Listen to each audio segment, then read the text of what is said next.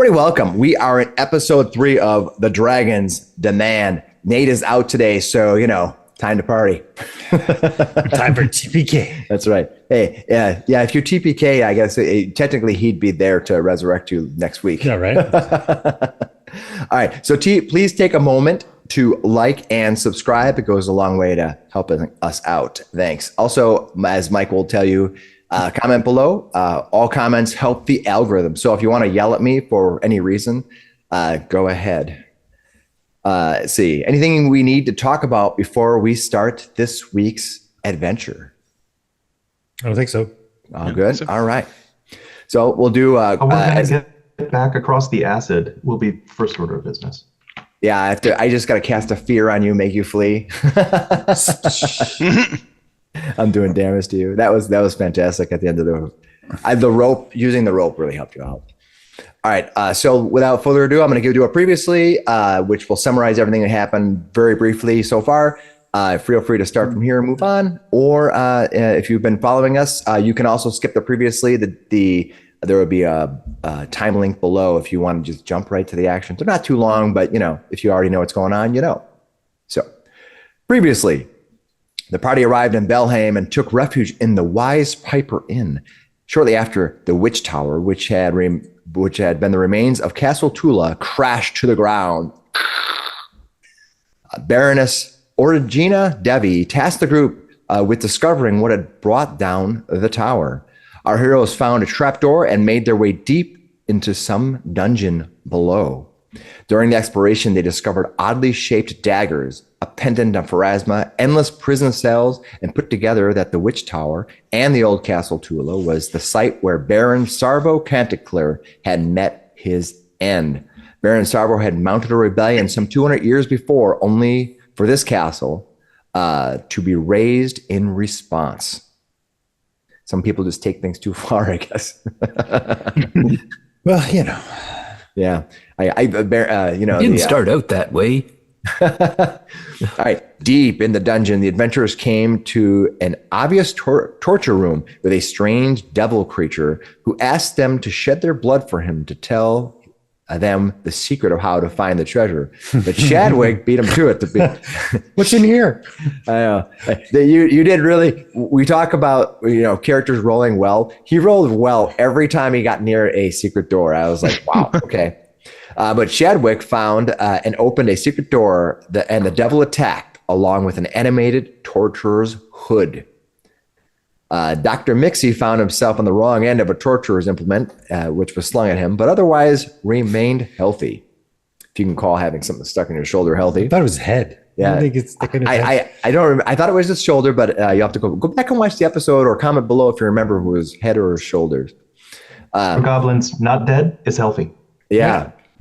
They found a few small items, but the creepy torture chamber prompted them to move on. It was clear that whatever good Baron Sarvo was doing here, it wasn't good. Yeah, it wasn't something that good. They finally came to the opposite end of a pipe in the ceiling they had noticed before, but the way was blocked by a gelatinous pool of acid. They precariously crossed over the narrow ledge until Shadwick, he's highlighted in it. He's not even here today. So Shadwick fell into the pool. He traversed the burning thick fluid, climbing to safety with Zebari's help. Perhaps it was divine favor or just luck, but they found a bow and arrow-shaped stone necklace from Arastril, god of home and community, within the acid. Vamir looked it over and handed it to Shadwick. And that's where we start, with everyone recovering from the harrowing ledge crossing. So given that, what do you guys want to do now that you guys are in this room? There is a door here. If you want, you are free to just go back across the acid and get out. Yeah. Wouldn't be my first choice, no. Yeah. Maybe you saved a game earlier and you can just go back to that one. Well, this whole place has been shit. So I'm just gonna glance over. Can I use thievery to search for any kind of traps? Is that the thing? What you do is you do perception to find traps. So in the rules of the game, traps and secret doors and stuff like that basically have a stealth score. and you're basically seeking to try to defeat that stealth score. And then if you find one, you could use thievery and things like that to disable or remove a trap. So I will give you a roll for that. Oh, okay. Because it's a perception roll. When you're first, if you're coming from 5e D&D, having the fact that the DM rolls a lot of your rolls in secret may seem odd, but actually from a story element, it's kind of cool. You don't really know if you succeeded or failed. You find 10 traps or something. I can't tell you how many times somebody rolls a perception and they get a natural 20 and then you don't find anything. You're like, well, we know nothing's here. Yeah. So, but you don't know if anything's here because you didn't find anything. You're sitting here right now. Shadwick is holding that amulet in his hand. What do you guys want to do? Is that what's the door made of? What would you like to do? What does Shadwick say about the amulet? He looked at it, and I think originally Vamir picked it up and then handed it to Shadwick, and it looks like it was probably at once had some plating on it, but now it's just stone. Maybe the acid had wore away the plating over time. So no magic? Not that you see right now, no. Okay, well, I wouldn't know anyway. What do you guys want to do? Yes. You see anything on this thing? Can't you detect the wuju? Yes, if I remember right, there was no magic on it that I could detect last time, but I do have these scrolls and there's a door here. And I can taste it. I'm gonna go over and open the door. I can taste it and see if it's magic. Oh no, the door. Okay. Yeah, you want to taste the door? You can lick the door. Yeah. You can lick You can lick anything you want. I don't want to take away from your agency or anything. So I just want you to know that you are free to lick whatever you'd like to lick. I am an Iron Gut Goblin. I have a bonus against saves from things I ingest. Here you go. All right, let me give you a little bit more of what's going on in this room, in this hallway that you see. All right.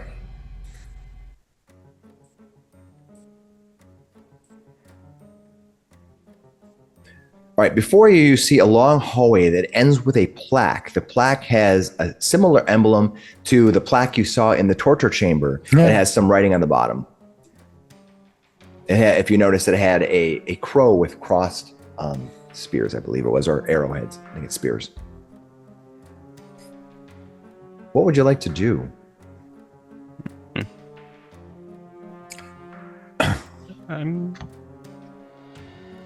Zebari? Care to saunter on? Yes, big and strong. Maybe you can lead the way. All right, Zebari. Is anybody else going with him? I'll have Shadwick go with him. I'll start.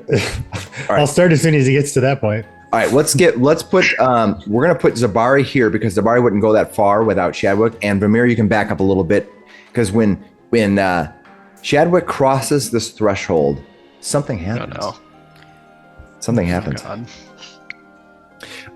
As Shadwick crosses that threshold, the amulet in his hand, that stone amulet, suddenly flares to life. What was once just covered in stone, when it was just covered in stone, suddenly it begins trembling in his hand, and he holds it up. And when he does so, the stone, almost like liquid, a gold just covers it, just begins coating over the top of it, literally giving it a gold, like a gold plating, just crawls back on top of that. Oh. When that happens, Shadwick freaks out, and he throws the amulet back to Vamir. Like, what the hell? He's like, something's happening here. I catch it if I can. All right. Like hot potato. All right. Yeah. I would like you to give me a will savings throw. Okay, I'm okay at those. I am gonna use. I'm using my hero point early. Everyone has one roll hero of the point. day. You're gonna First use roll your of the day, hero you're point. gonna use First your roll hero of the day, point. I'm using it. I'm worried 11's not very high. I could do better than that. All right. See if anything. All right. Come on. And when you take the second roll. So when you use your hero point, you take the second roll. No. You have critically failed your will save. First roll of the day. So that's my best save. So while Zach is making a new character, let me tell you what's happening. Explodes. All right, Zach, holding this, you kind of catch this item and you look at it. This plating, when you look at it, it's hard. It's like you've never, like the plating has never been removed from it. You're shocked by that, and you're shocked more as your vision that you can see all of a sudden becomes cloudy. You have to lean against the wall as you stumble back. Does anybody want to try to catch him or anything? Yeah, I'm standing right behind him. Can Dr. Miksi run up to him? Absolutely. Dr. Miksi snaps in his eyes. Hey, you with me? He's like from down below. He seems to be staring. Go ahead. I'm just like, what's happening? What happened to the lights? As you do so, what you see is you're in your cloudy vision. Within the cloud, a ghost-like image appears. Ah. Oh boy. A loud bellow is heard, a roar in your head, Vamir. I am Baron Sarvo Canticleer. You are but servants. How dare you raise arms against me? The shivering image of a tall man with blonde or white hair wearing gold armor stands before you in the cloud. But at first you think he's talking to you, but then you hear a woman's voice that rings in your ears. You are a monster, and I will not yield to you. Castle Tula is coming down, and you're going down with it. A ghost hand reaches out from you, Vamir, toward the armored man, holding a golden pendant with a bow and arrow holding it. In the name of Erastil, guardian of the community and hearth, I curse you. Never again will you abuse your power to victimize the good people of Belhain. The man roars as a spear plunges into the man from another attacker you cannot see. This is all in your head. You're seeing this in this vision. Yeah. The man lashes out, striking at you, Vamir. No, not you, but it looks like you feel it. You're like, ah. But the vision, in the vision, the point of view seems to you're thrown back. You're sort of in a spin. You're looking around the room. The whole room is spinning in your head, and you see Vamir kind of is falling in different directions. The hand holding the pendant is splattered with blood from you. You think that at first you think you're bleeding. You don't know what's going on. A face comes into view, seemingly hovering over you. A man staring down at you in anger, the symbol of Pharasma pinned on his chest. What are you doing, Jansil? What did you do? The Lady of Graves cannot be denied her right. You hear a laughter that follows with blood erupting from you onto the face of the man. You're hearing this, and then blood just kind of spews out from you onto the face of the man. Yeah. The woman's voice is weak but joyful. 20 years of torture has earned me my justice. The vision rights itself. Suddenly you're just spinning again, Vermeer, and you're not sure what's going on. And you see a woman's hands from you grabbing bars of a rusty cage before stumbling through a door. Everything goes dark for a moment. And then you're running down a long hall. You kind of it's rattling, but you're not moving. Your vision comes to this place, to this pool of acid where you're at right now. You're on your hands and knees now, crawling toward the pool.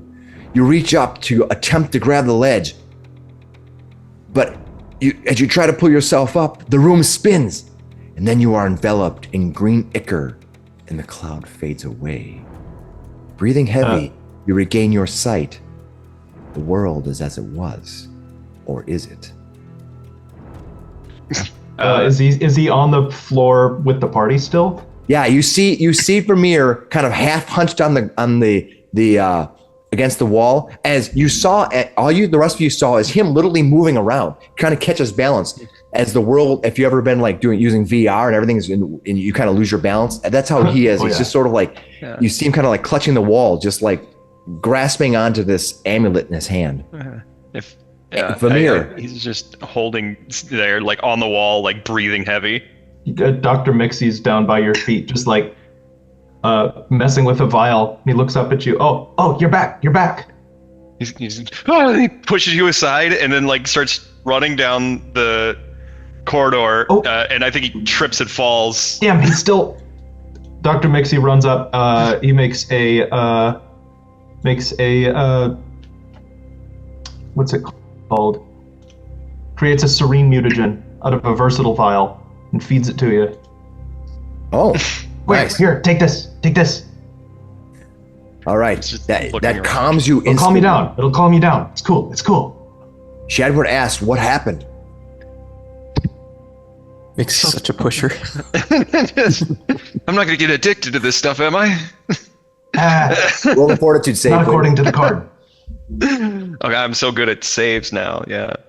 No, he's like, just one more hit. No, this is gentle stuff for people who've seen too much on the battlefield. I saw the past. The person who wore this amulet was standing up to the Baron, and I don't know if they seemed to have failed.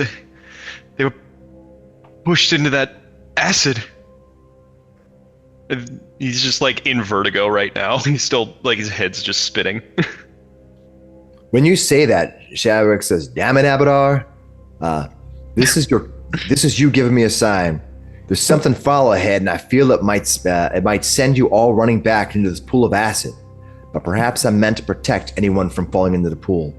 I'll stay here. Should any of you find yourself fleeing into the acid pool, I'll be here to stop you." That's what he tells you. Shadwick, that's so brave. I'm so proud of you. So NPC of you. Is this amulet? Is it still golden, or is it back to stone now? It is golden, and now flares with magical aura. Oof. Oh, okay. Yeah, I'll do an Arcana on that. See if I can figure it out. So Arcana, if you wanna, or occultism. If you wanna identify an item, I believe that you have to. I think you have to sit with it for an hour. Okay. Oh, yeah, that's right. I was doing that with the scrolls last time. So okay, yeah. Scrolls you can automatically read, and anything of level 1, or actually your level or lower, you can identify normally. So this item is definitely above our level.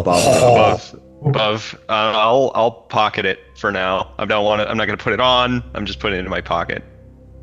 All right. Put A7 as the location that you found that. So in case you need to refer back to it sometime later. Oh, you should just put it on. It's like you didn't see what I just saw, and no. Unless I know exactly what this does, I'm not going to put it on, or I'm not going to allow any of you to as well. Your doctor recommends you don't put on weird rings. Has very corrupting effect on pointy ears. This is technically a necklace for you. That's what it is. Where's the fun in that? Which want to take a chance?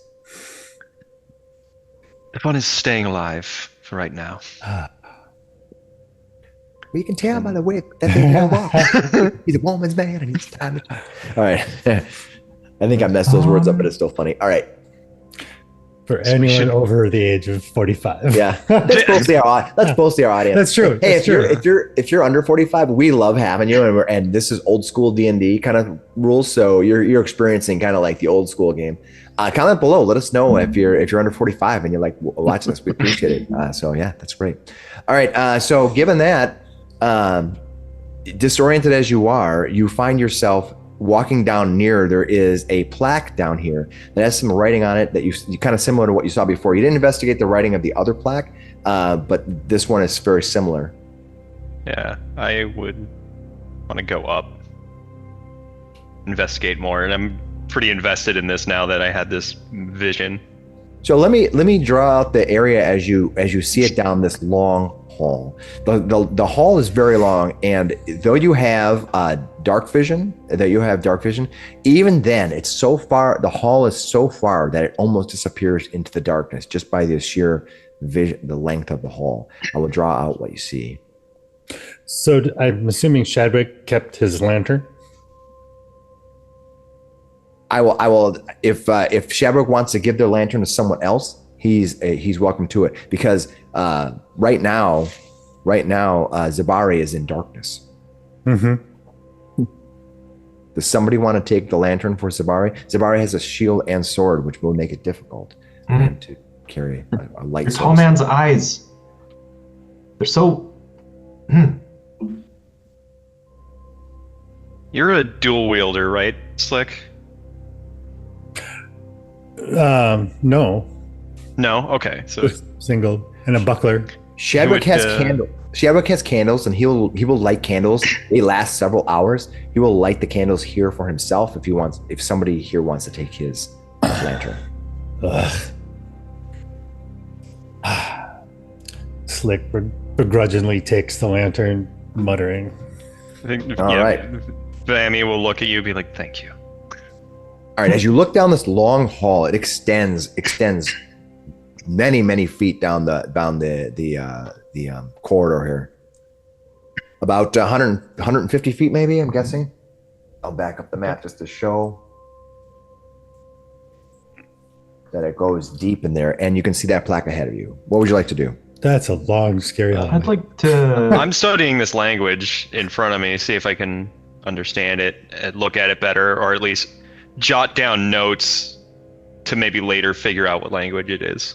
What it says, it's actually written in common, but it's in a scrolly font. Very cursive. Very scrolly. So you have to kind of get up to it, and you have to kind of look at it and close up to understand what it is. If you ever saw somebody put like those weird handwritten fonts, or whatever, they think you're being clever, but you can't read what it says. This says, maybe I'll do that one time. It said when you walk up to it, you can see that emblazoned on the plaque, written, it says, "Confession cleanses the soul, pain clarifies the mind." And again, it is a bronze plaque affixed that depicts a crowing rooster above crossed spears. Crowing rooster above crossed spears. That's what you see. What would you like to do? It seems like a threat almost in this particular scenario. I'm going to give you one more check on something. You do notice that this sign that's here, that's placed here, is slightly off. Like it's slightly off center. Might have been just badly hung up or whatever. You're not sure.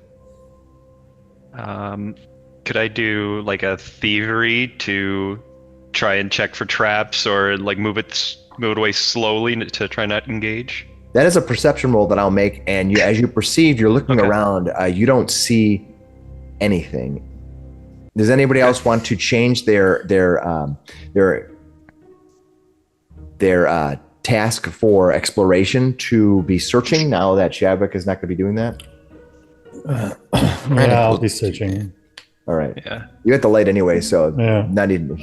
Yeah, not going to be Mixi's hiding going in to the shadows. stay avoiding notice. Brannok will also search if that's possible. That's actually fine. Yeah. We're I'll gonna be keep detecting magic. Miski's avoiding notice. Vamir is detecting magic. Slick Willy is searching, and Zebari, you are still defending, right? Yep. All right. As you get to this long hallway, I'm just counting how many squares to know how many times I can probably attack you with all the vile things I have down that long hallway. Every tile is a fire trap. I wouldn't be so bland. I would have it randomly. I would have to let randomly roll so I can do different damage. Sonic. I like being able to describe bring it on. Void. Yeah, I like how Zebari is so he's so bold and well. So meat shieldy. Yes, go. After all, he's the one who took a seat in this chair of spears and still survived. He doesn't. And now care. he's pissed. Yeah. He's like the honey badger of the group. Honey badger don't care. Zebari don't care. Okay, Zebari, and the rest of you, what would you like to do? You're sitting on this long hall of possible doom. So we should start moving slowly through. Full tilt sprint is what you said? That's exactly what I said. Everyone else stay back.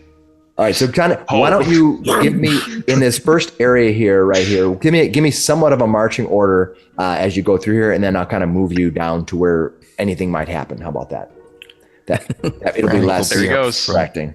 Vamir is going to be here. I'll stay up front. In the middle. All right. Dr. So your Miksi light will source will extend from in Vamir, the and back. so that's what Zebari can see.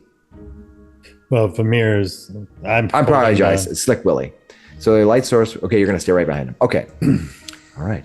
Let's see what happens. You guys ready to face your end? Honestly. Do it. Willy is so annoyed. I ask so little of you.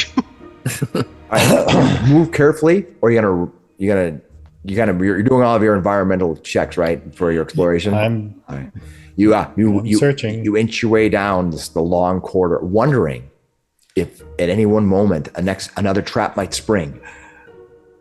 It takes you a while, but you find yourself suddenly moved to the very end. You've reached the end of the uneventfully. door, uneventually. Yeah. Either we're really lucky or we're all just really big cowards. Yeah. I kind of think a little bit of both. See, nothing to worry about. Even if there were fire traps, Brannok's already been burnt once. More than once. All right. What you see I is hate to waste time. you can see a small barred window pierces the iron door at the end of this hall. It almost looks like you're coming up to another prison cell, perhaps. You get that far away, and I'll let you decide what you're going to do. I'll zoom in the map a little bit.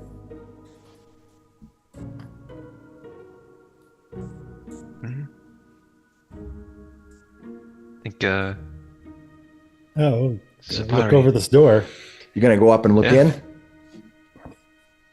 All right. As you approach, you look forward in. You can see a small barred window pierces the iron door at the end of the hall, revealing a plain 10-foot square room with a windowless door, iron door, at the opposite wall beyond. Let me reveal what you see.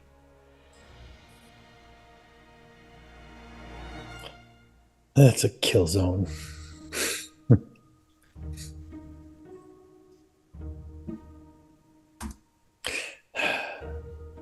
don't know why they do that. That's a weird way That's what you see.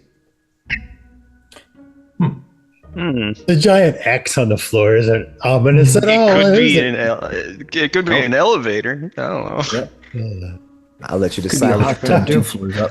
What I love is like there's little marks, and all of a sudden you're like, this is gonna take. You might want to fast forward like 45 minutes into the video as these guys will muse over what they're going to do. If we've learned anything, that's where the treasure is. We're already done. Let's go in there, dig it up.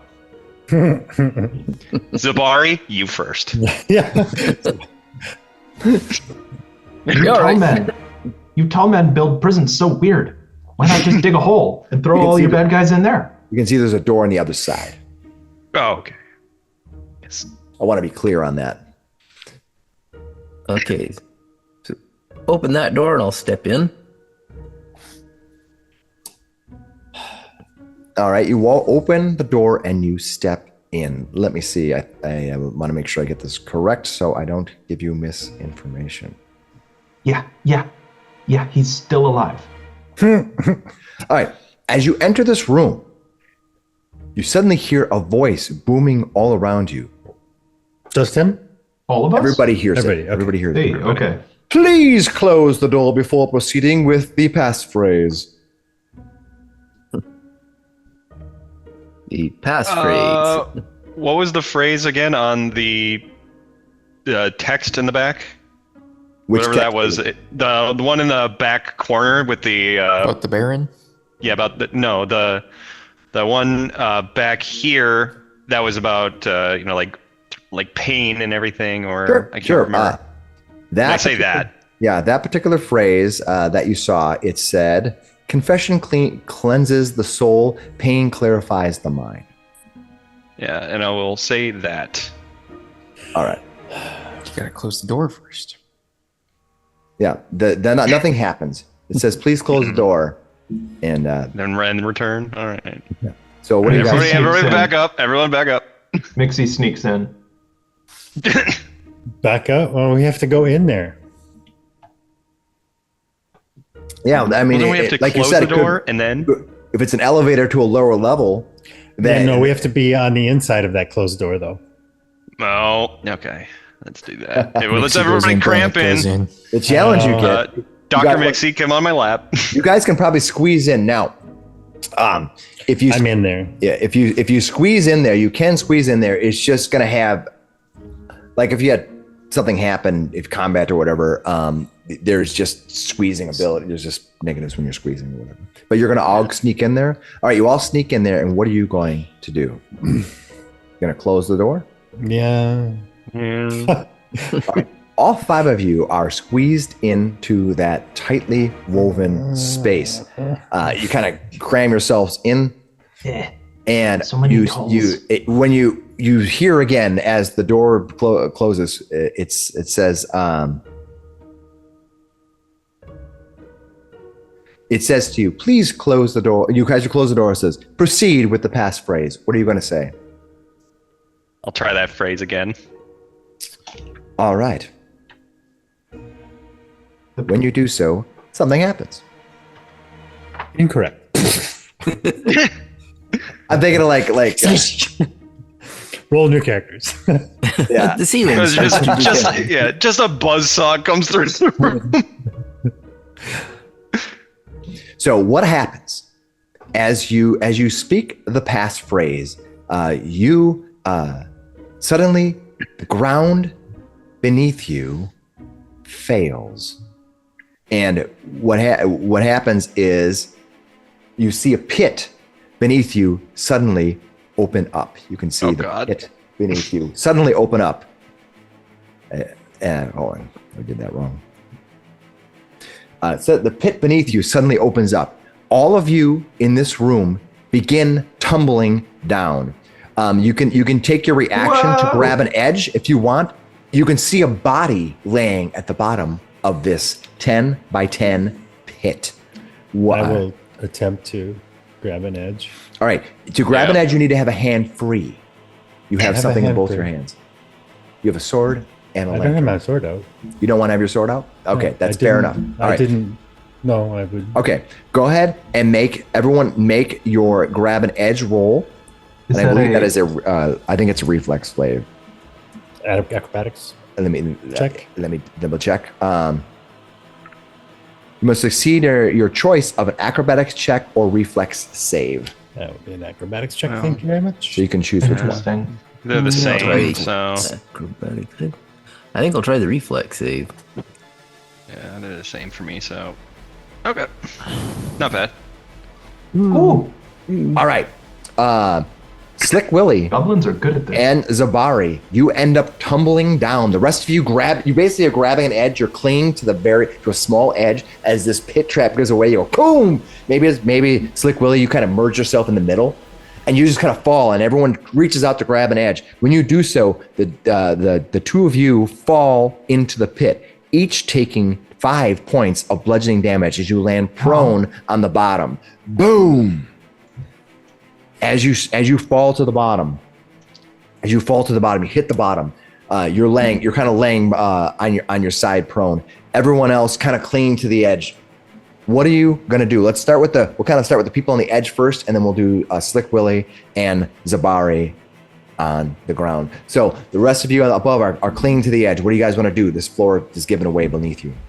It's only like 10 feet, so like I'm dangling above it, like presumably like 5 feet now or so. Yep. Yeah, think All right. of it. Yeah, think of it like like the almost like a little higher than an elevator. You're kind of spinning. The only reason they took damage is mostly because they were shot and fell. Yeah, so I'll drop down and have my staff at the ready in case I see something. Now that they're prone. Give me a climb check. So you do need to climb down because you don't want to drop down; it'll take damage, but you can climb down. Oh, you still have only 5 feet. Okay. Where is the climb check then? That will be your athletics roll. Oh, just athletics. Okay. Then I'm great at that.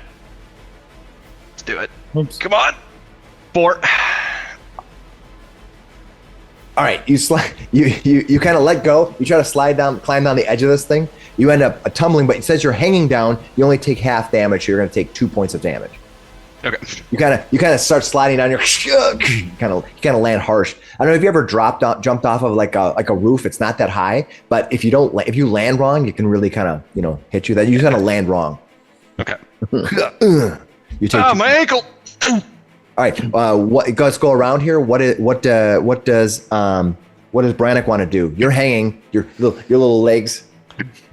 Can I try to shimmy towards the door we came in by and kind of shimmy over there and see if it's unlocked or if we can open it back up? Yeah, you can shimmy over there. What I need you to give me is you can give me either an acrobatics or an athletics check to climb across there. It'll take you a little bit to move over there. So you start. That's what you're going to do. So go ahead and give me that movement.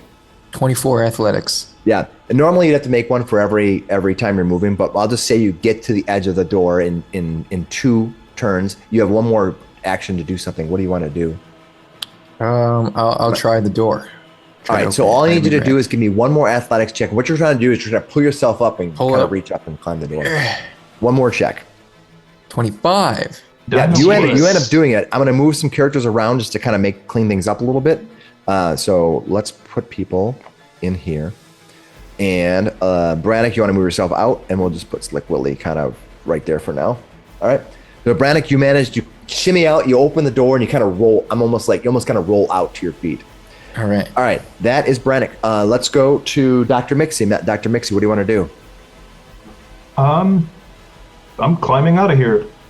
I will aid. Out the door. You want to shimmy around there to help him out? All right, so just give me an athletics or a acrobatics check, whatever one you want, to shimmy across. 21. Yep, you managed to climb across and you get yourself out. Go ahead and do that. And I think who else is down there? Oh, we only have 5 players, so I'm a little bit disoriented. I think Brannok, Dr. Miksi, and Vamir. What are you gonna do? I dropped down. Oh, you did. And you dropped down. Okay. I hurt my ankle. Yeah, you're all right. The 3 of you go. It's at that point down below in here that that body that's down there as the 3 of you land, that body is going to take its round, which none of you had perceived. It suddenly moves and it stands up. Uh-oh. A new party member, you guys. Yeah. It stands up. It stands up and looks at the 3 of you standing around, and just kind of this mummified, zombified, kind of like gaunt, dead body. It kind of looks around and it just goes, and kind of just, and suddenly just goes, and that's when we roll initiative. Way. I'll bring the initiative tracker up. Let me make sure it's clear first before you start rolling. Okay, so let me bring the tracker over here so everyone can see it. Everyone can see as you perish. All right, we're gonna sort this bad boy and get going. All right, as this creature rises, you see this zombified creature extend out its arms, its mouth jaw just drops. You can see its teeth are just aged and full of black ichor. Slick Willy, as you are there, prone on the ground, what are you going to do? Well, I gotta stand up. All right, you stand up. And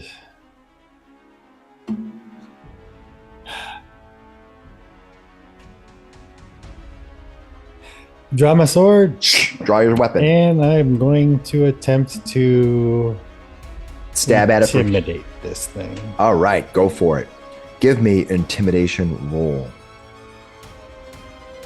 All right, you have a massively good intimidation. Unfortunately, this creature doesn't appear to even notice that you're there. All right, well, that was 3.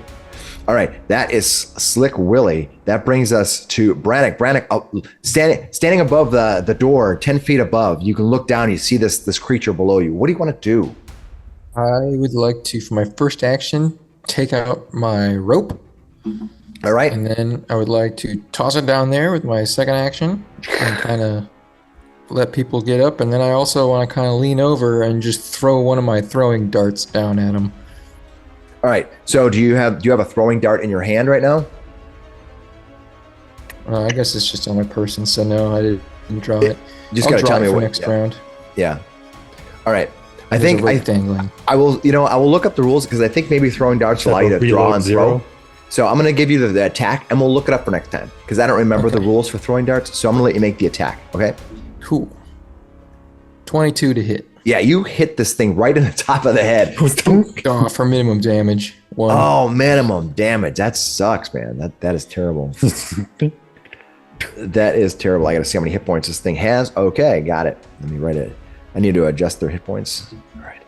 Is that right for damage? All right. Don't you clap it on top of the head. Vamir, you are sitting on the bottom with your ankle sort of hurting you. Have a little bit of issue. What do you want to do? I'm 5 feet away from it, right?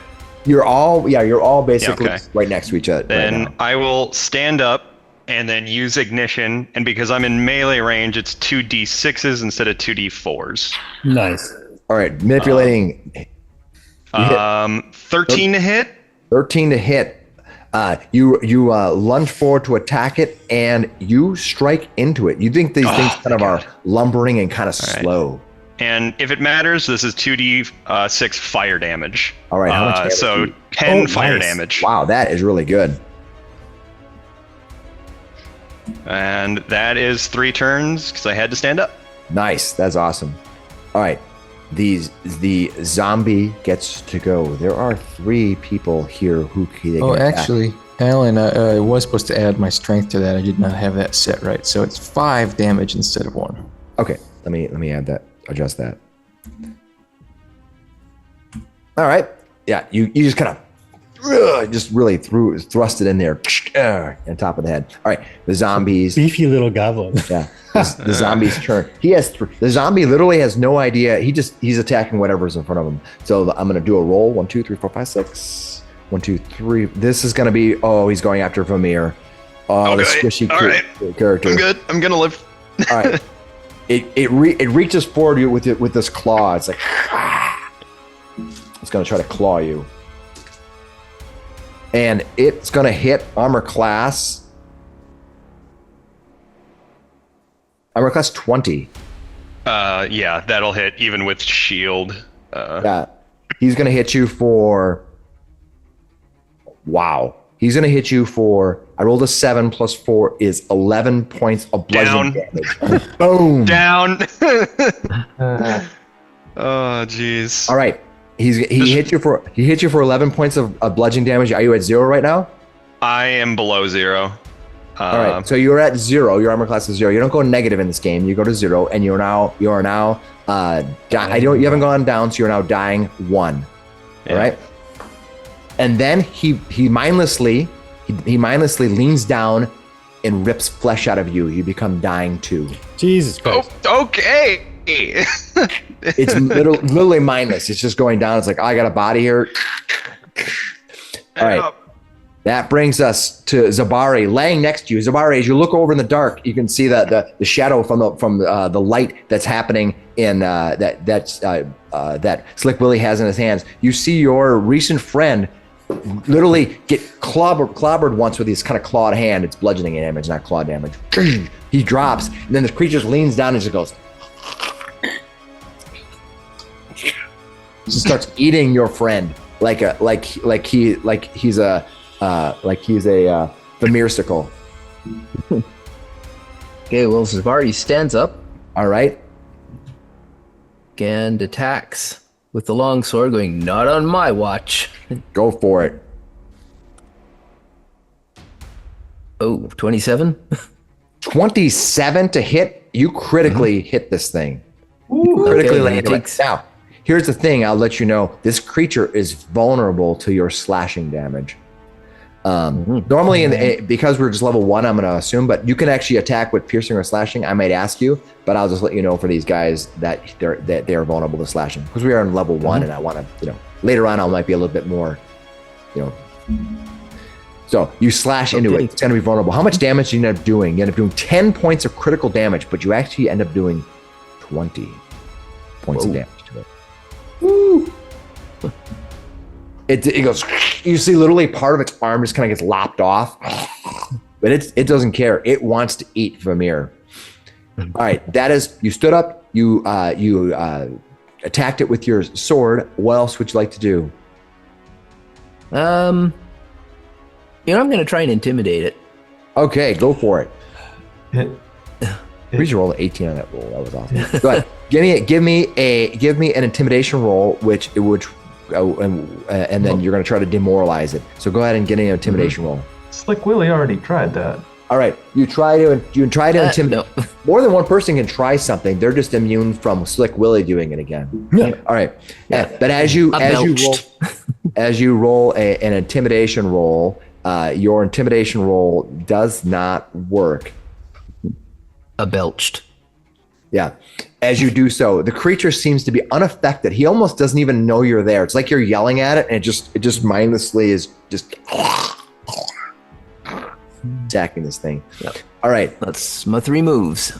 Dr. Miksi, you are behind Brannok, 10 feet above on this little pit that's down there. You hear the chaos below. The light from the lantern literally casts all this chaotic shadows above you.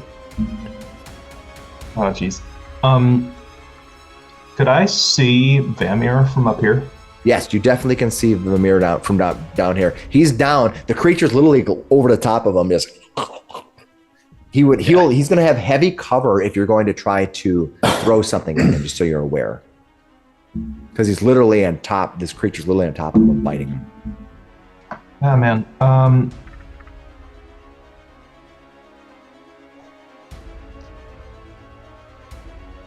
Yeah, I don't really have much I can do here if that's going to get in the way of throwing a versatile vial at him. Do you have any type of ranged weapon you can throw at him or attack him? You can't hurt your allies when you're attacking into combat. So you can do that if you have a dart like Brannok had, or if you had something like a bow and arrow or a crossbow, whatever. Yeah, best I have is a dagger right now. You can throw the dagger if you want. It's definitely a weapon you can throw. It's throwable. You just use your dexterity as your attack action.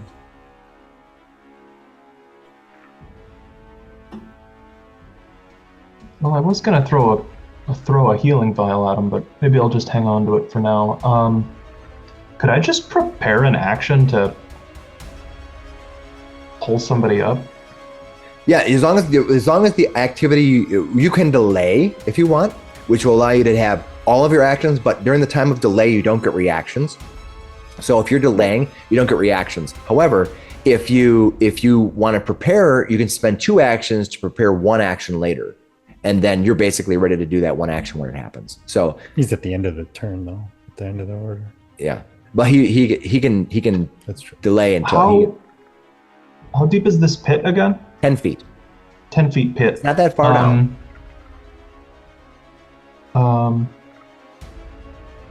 Gosh, I'm so small. I don't know how well I could feasibly do it. But Dr. Miksi says, "Oh no! Get me Vamir! Get him up here!"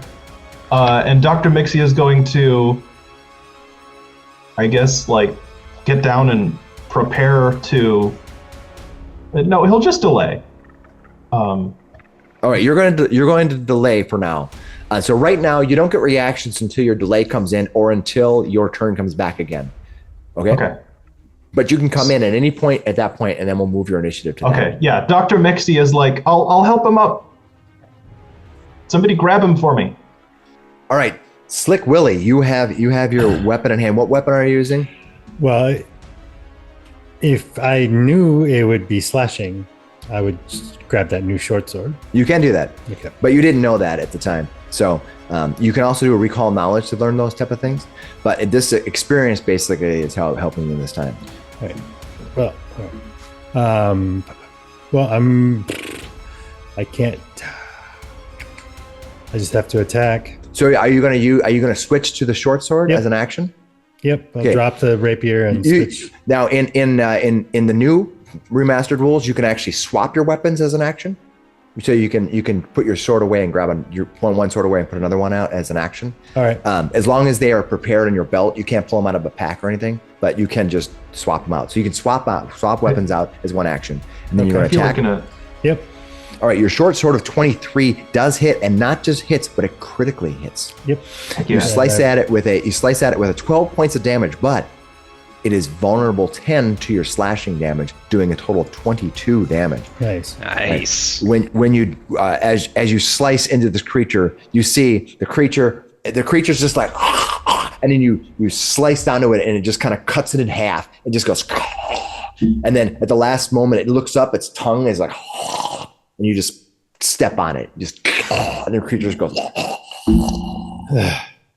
That X that you saw, basically where all the X marks are, just kind of all just fall in. Yep, gather. Boom. What are you guys going to do? You can see Vamir. It's not Vamir's turn, so we're gonna figure out what happens here. I still have one more action. You do. I apologize. Can I loop the rope around? Can I put the rope around Vamir? Absolutely. You're gonna tie the rope around Vamir. Mm-hmm. All right. Yeah. You go under and loosely tie it on him. All right, that brings us to Brannok. Brannok, what are you going to do? You can see Vamir at the bottom. You see this dead creature is kind of hunched over. It was kind of over Vamir, but as you sliced it away, it kind of fell off over the top. Pull the rope. I'll start hauling him up. Retrieve the patient. All right, give me an athletics check. It's going to be 20 to pull this heavy body up. Can I help? Can I drop out a delay here? So you can aid. You want to aid him? Yeah. All right, so you're going to use your action, and you haven't used a reaction this time, so you can aid him. So go and give me an athletics check of 20, and I'll give him a +1 to his roll. Yeah. So you the next roll you make, you have 3 attempts to I'll say, you know what? Pulling up a body. I think pulling up a body off the bottom. I'm going to say. That will be 2 actions to do that. So you've used 2 actions to try to pull them up. You have 1 more action to do. You know, you're literally struggling to pull this thing up. Usually the pointy ears are lighter. I don't know what else to do here. So rude.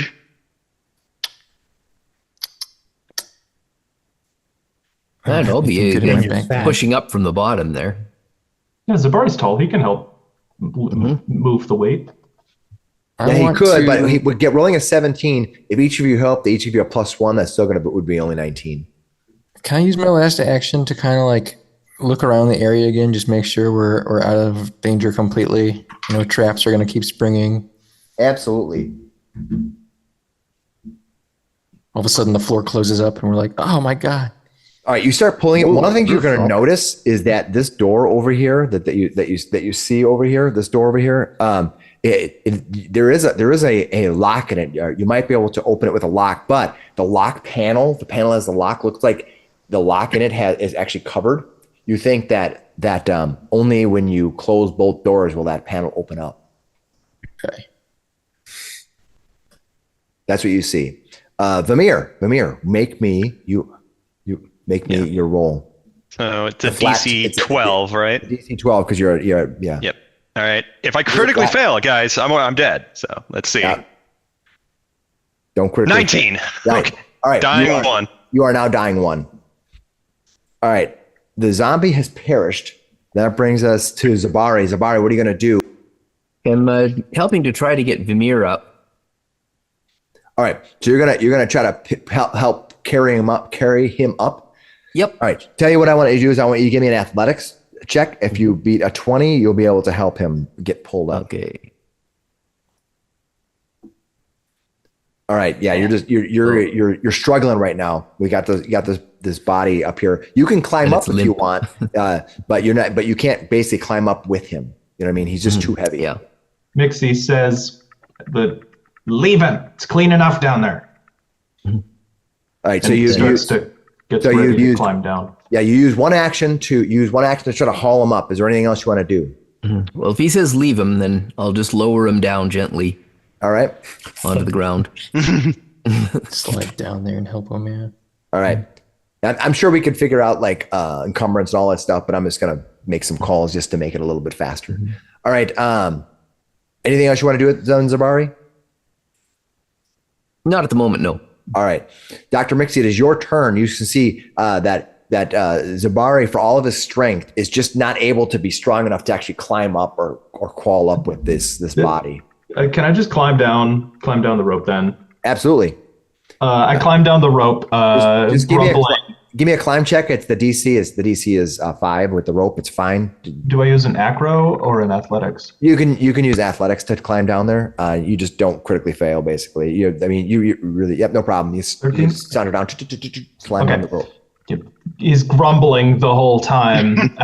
Doctor recommends less fruit for the long years. All right, so it's 2 actions to climb down because it's 5 feet per movement. So so 2 actions to climb down. You have 1 more action to do this round. Well, crap. It's 2 actions to do a first aid. I should have just jumped. If you choose to do that, since we are in level 1 and we're learning stuff, if you want to do that, you can. But the problem is, when you jump, you will land and be prone. So you have to send an action to stand up anyway. So I'm just kind of helping you out with the rules. So could I just, as an interact, use my versatile file? Well, I don't see why not. You want to create a versatile vial like a bomb? The versatile vial I can show you the field benefit. Yeah, but you won't I can use it as a 1d6 heal. Yeah, you want to create it and kind of throw it at him as a bomb. Yeah, I guess I can just create it and Baldur's Gate 3 style. All right, yeah, it lets me do that, but I can also just pour it as an elixir. You're like, hold open his mouth. Yeah. You can throw it as a bomb, but I don't think you can pour it because I don't think you can administer it as a free action. Your feat is for throwing bombs, right? I just want to confirm. Yeah, I guess so. Yeah. So you do that. You can go ahead and throw it. Go ahead and give him the D6 healing that he's going to get for his lesser versatile vial. It looks like that was a 2. All right, Vamir. You are healed for 2. You wake up staring up at this part of your shoulder has been torn asunder. You have 2 hit points right now as you gasp for life. We will jump out of turn order. Don't move the arm. The wounded condition too. You are wounded 1 right now, which means if you drop into dying, you all of a sudden drop the dying 2. The next time, although there are things in the game that can take that away from you. Yeah, I think I'm just lying on the ground as you lower me on this rope. All right, you basically have this rope you wake up and this rope is around you and you're very disoriented. What? Miksi promises he didn't put the rope around you. I didn't bite you either. What? You what fell. happened? You got eaten by a zombie, but it's okay. Dr. Miksi got you back up. As you look over, you see the face of the zombie. It's just like got his black Icarus tongue kind of hanging out, just teeth all over the place. Tall man immune system doesn't like dead thing. We should get you up out of here. Yes, thank you, the body doctor. Can you hold the rope? Yes. Okay. All right. What you notice when you look at this body is that this body has the garb that it had on it was probably had servant's garb, like more like it didn't have. It was probably at one time fairly reasonably well dressed, but in the outfit of a servant, where it had sort of like those ruffled feathers and a ruffled neck and the arms of the day. Let me do a society roll on for you. Yeah, you can tell this body, the outfit they have is sort of like from hundreds of years ago. The style of clothing that they saw was old. Victorian. Yeah, like we used that already last time. If you looked at somebody, you open up a coffin and you saw a Victorian outfit, you'd be like, or if you saw like a medieval armor, you could kind of place them a little bit. That's where you saw. Okay. So the armor is from like 4,500. You're in the 4,700s right now. That's what you see. First, as an elf, I don't know how old I am. I remember dressing like that. Kind of like Interview with a Vampire. Yeah, he's like pulling the ruffles out as he's in the All right, no vampires here yet. I'll wait to your level 2. Oh, nice. But Well, nothing. Nothing else of value with him, no. What do you all want to do? Climb up the rope. All right, you can you can easily climb yourself up. At this point, I'll let you all take your time and climb yourself up the rope if you want. I think we pull Vamir up with the rope to help him as much as we can with his busted arm. Yeah, he's able to climb busted up. Yeah, he's able to climb up easily enough. Go ahead and climb yourself up. Okay. All right, let's leave. Can I treat his No wounds? kidding. Can you what? Can I do a treat wounds? Absolutely, go for it. I don't know. I think that we'll call it, an hour. That's fine. It's been long enough. It's a new day. Can you treat wounds on multiple people? It would take 10 minutes Not yet. every time. Yeah. And then you can do it once per person per hour. Yeah, we're not So if we sit here really for in an a hour and half, rush, we can- you know. Yeah, if you want, you can sit here. The time is just ticking away in the external world, Things happen over time, so you definitely can do that. Is that what do you guys want to do? I will at the very least take 10 minutes to treat Vamir All right, go for it. Give Vamir some treatment.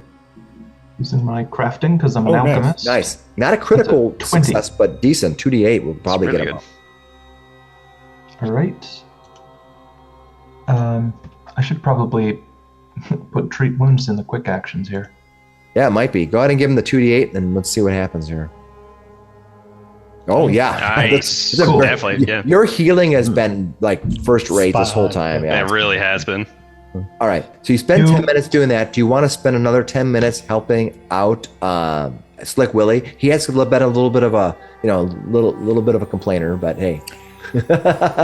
I can spend another 10 minutes for Slick Willy as well. All right, go ahead and give him a roll. Oh, you kill me. What happens when you critically fail? I critically fail? Oh on treat no. wounds? I do not know in what battle happens. medicine, you do damage. I don't know if treat wounds does anything.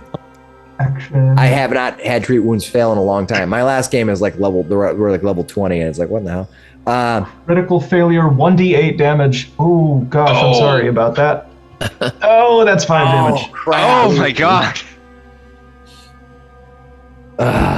Oh no. Dr. Miksi. Zebari, Dr. are you- We Miksi spoke treats slightly both too of you. soon. Dr. Miksi treats both of you. Vamir, your shoulder is very, very expertly healed. And Slick Willy, you find that there is a portion of your skin on your back missing, just a little bit. Oh, Zebari, did you climb up? You climbed up, I assume, right? Yep. Okay, I'm going to climb you back up, as I will take Right. Dr. Miksi up as well, just to have everybody up. Plus, people at home get to see my cool tunnel that I handmade that tunnel, by the way. Nice. Isn't that cool? nice. Yeah, that's what I call extra effort. You should give me a like down below for that extra effort. Yeah. And Like for a good dangerous pit full of undead violence. yeah. And a lot of blood at this point. Miksi says, "Ooh, just here, just that. Take one of my take one of my elixirs." Yeah, He's I'll be got doing that. he's got an elixir of life. That's a D6 at least. And now I'm down to 1 on my belt. Yeah. You guys are getting. You guys have used a lot of. You've used a lot of Mixi's resources today. At least I got 5 back. All right. What do you guys want to do? You guys want to wait a while and get? I mean, you might want to not want to use that resource. You might want to just wait a while and heal them up instead of using your vial or your resource for that. I just want to give you an option. Do Things we how we're want to level wait? 1. Like, do you want to wait here for like an hour? And Yeah, like, I mean, you're And try level again? You're Yeah. level 1, Yeah. and I don't want to use all your resources as you know, Yeah. things happen. So instead of Yes. doing that, why Yeah. don't I'll give you the option of just waiting and healing them up. Sure. Let's- Yeah. If we yeah. can. I'm If we not going anywhere. So. yeah. Yeah. If we do that, I'll study that pendant a little bit more as well. Okay. Oh, there you go. So you're going to sit back and you're going to study that pendant. What you're going to do is you're going to give me an Arcana roll. What is your Arcana bonus? I believe Probably 7. here. Yeah, it's a +7. It's trained, not trained. +7. Okay. Yeah, it's so different items have different qualifiers for what they require for identification. This particular one. Probably beyond our reach, unless he rolls well.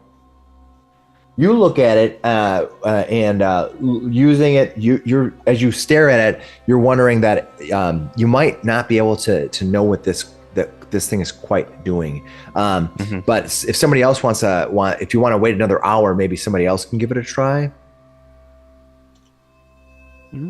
I have a little bit in medicine. Maybe I can give it a shot. All right. Does somebody else want to try it? I already rolled the die, but does somebody else want to do it? I have society. You gonna look at it? I got a 5. Okay, let me check the DC. I'm not doing anything but laying there. I rolled the dice. Try not to bleed. Yeah, I rolled the dice for that. But let me see here. It is. It's got to look and see what the DC is going to be.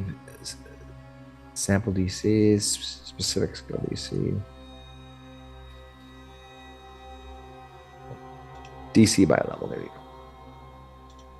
All right. As you stare at this item, you kind of rest and relax. Before we give that away, Dr. Miksi, you will have 2 hours to heal people.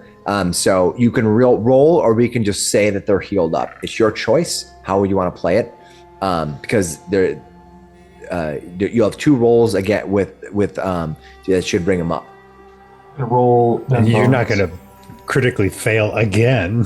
Yeah, I'm gonna. I don't know. If I do, that'd be really funny. I'm giving you the option to roll or to hand wave it. It's up to you. I'm okay with either way. Oh, I'm rolling. Okay, we're fine. rolling. Okay, so 2 hours roll Here against. we go. 2 more hours on top of the one I already did. This is you've already done one. You've already almost killed me once. Yeah, so you got 2 more chances while you sit here because you took 2 people and serially was looking at this item. All right, well, let's try Slick Willy again. Dr. Miksi goes, okay, look, I've got some patches. I can let me take a look at that graft. Wound. Hey, Dr. Miksi, what do you got? Slick. Oh, not enough to get him. Enough to get him. But you do have 1 more chance, 1 more hour of rolling as they spend 2 hours staring at this pendant and trying to figure out what it is. An hour later, Dr. Miksi comes up. No. I don't think that bandage was right. I'm. Yeah. This'll do it. He smacks your back, and it somehow feels less. I looked at the wrong thing because we're level 1 and we make mistakes, and I don't play wizards. Identifying an item is actually, I apologize, it is a 10-minute identify per particular item, not 1 hour. Then I could have done this 6 times. Yeah. So I could just keep trying. So I'm going to, and I think if you miss it, if you fail, you can't try it again for 1 day. Oh, okay. So, then the same thing would happen. But I'll give you the 2 hours of healing him. So sorry at home if I messed that up, and feel free to yell at me. Give me some anger comments below how I messed it up. But it's 10 minutes, not 1 hour. I got that confused with the 1 hour healing. Yeah, this is what happens when you mostly play fighters. Yeah. I play fighters and rangers. I don't heal too many people. So when you go ahead and make your check, after you heal them up, you're going to be able to identify what that item is. Let me see here. Where is the item? It is, okay. What the item is, what this pendant is. This pendant is Erastil's helping hand. It actually, you need to roll really well, and you did. Mm-hmm. It is a holy symbol grants you a +1 bonus to the aid action. So if you wear it and you do any aid action, it gives you +1 bonus.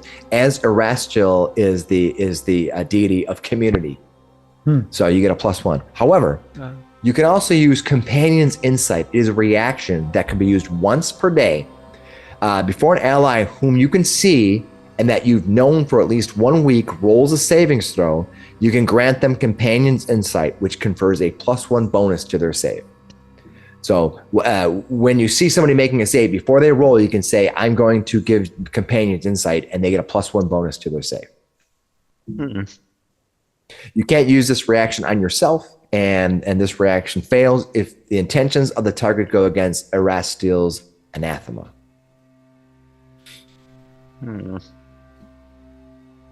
So there you go. I will actually pin this item in the chat so you can go ahead and write it down. Does anybody feel like they could make good use of this? It's a level 2 item, so. It's nice. Yeah. Could sell for a lot, but that's some good bonuses. My action economy is pretty... Yeah, my action economy is pretty used up casting spells and stuff, so aiding isn't something I'd be able to do very often. I may be able to put that to decent use if we're not going to sell it. Yeah. Yeah, no, Brannok, here. I'll lower it down to you. It's also good for someone who doesn't have used the reactions that much either. So it probably wouldn't be good for a fighter who wants to use the reaction to block and for attacking. But if your character doesn't use a whole lot of reactions, it's also good because you have the second part of that. Once a day, you can give somebody +1 if they have to make a vital save. Before you do that, let me give you your +1. And plus, as you know in this game, +1s matter. It's already served. It's 3 times last week it served to help out. Okay, so whoever wants to take that, let me know. Who's going to take Erastil's helping hand? I will take that. Brannok the Burnt. All right, Erastil is in your possession. You can wear that. All right, anybody else want to do anything now? Do you want to go ahead and heal yourself up all the way then, or can we just do you want to roll some more? Well, I'm down 1 point. Okay, so Zebari is down 5. So you have 2 rolls with Zebari, because you can also do it during that 2-hour period. I'm assuming you can decide how you want to do that, but yeah. Let's heal Zebari. Go for it. For 10 points on that. All right, Zebari, you are healed up, and right now you are down 1. What are you going to do to get across this pit? You can use your thievery to reset the trap and possibly allow you to go ahead and get through there. Oh, I apologize. The reset time is. But as you guys are talking, as you guys are at the end of this time, you guys are dealing with your healing. At that point, you see that the trap itself resets.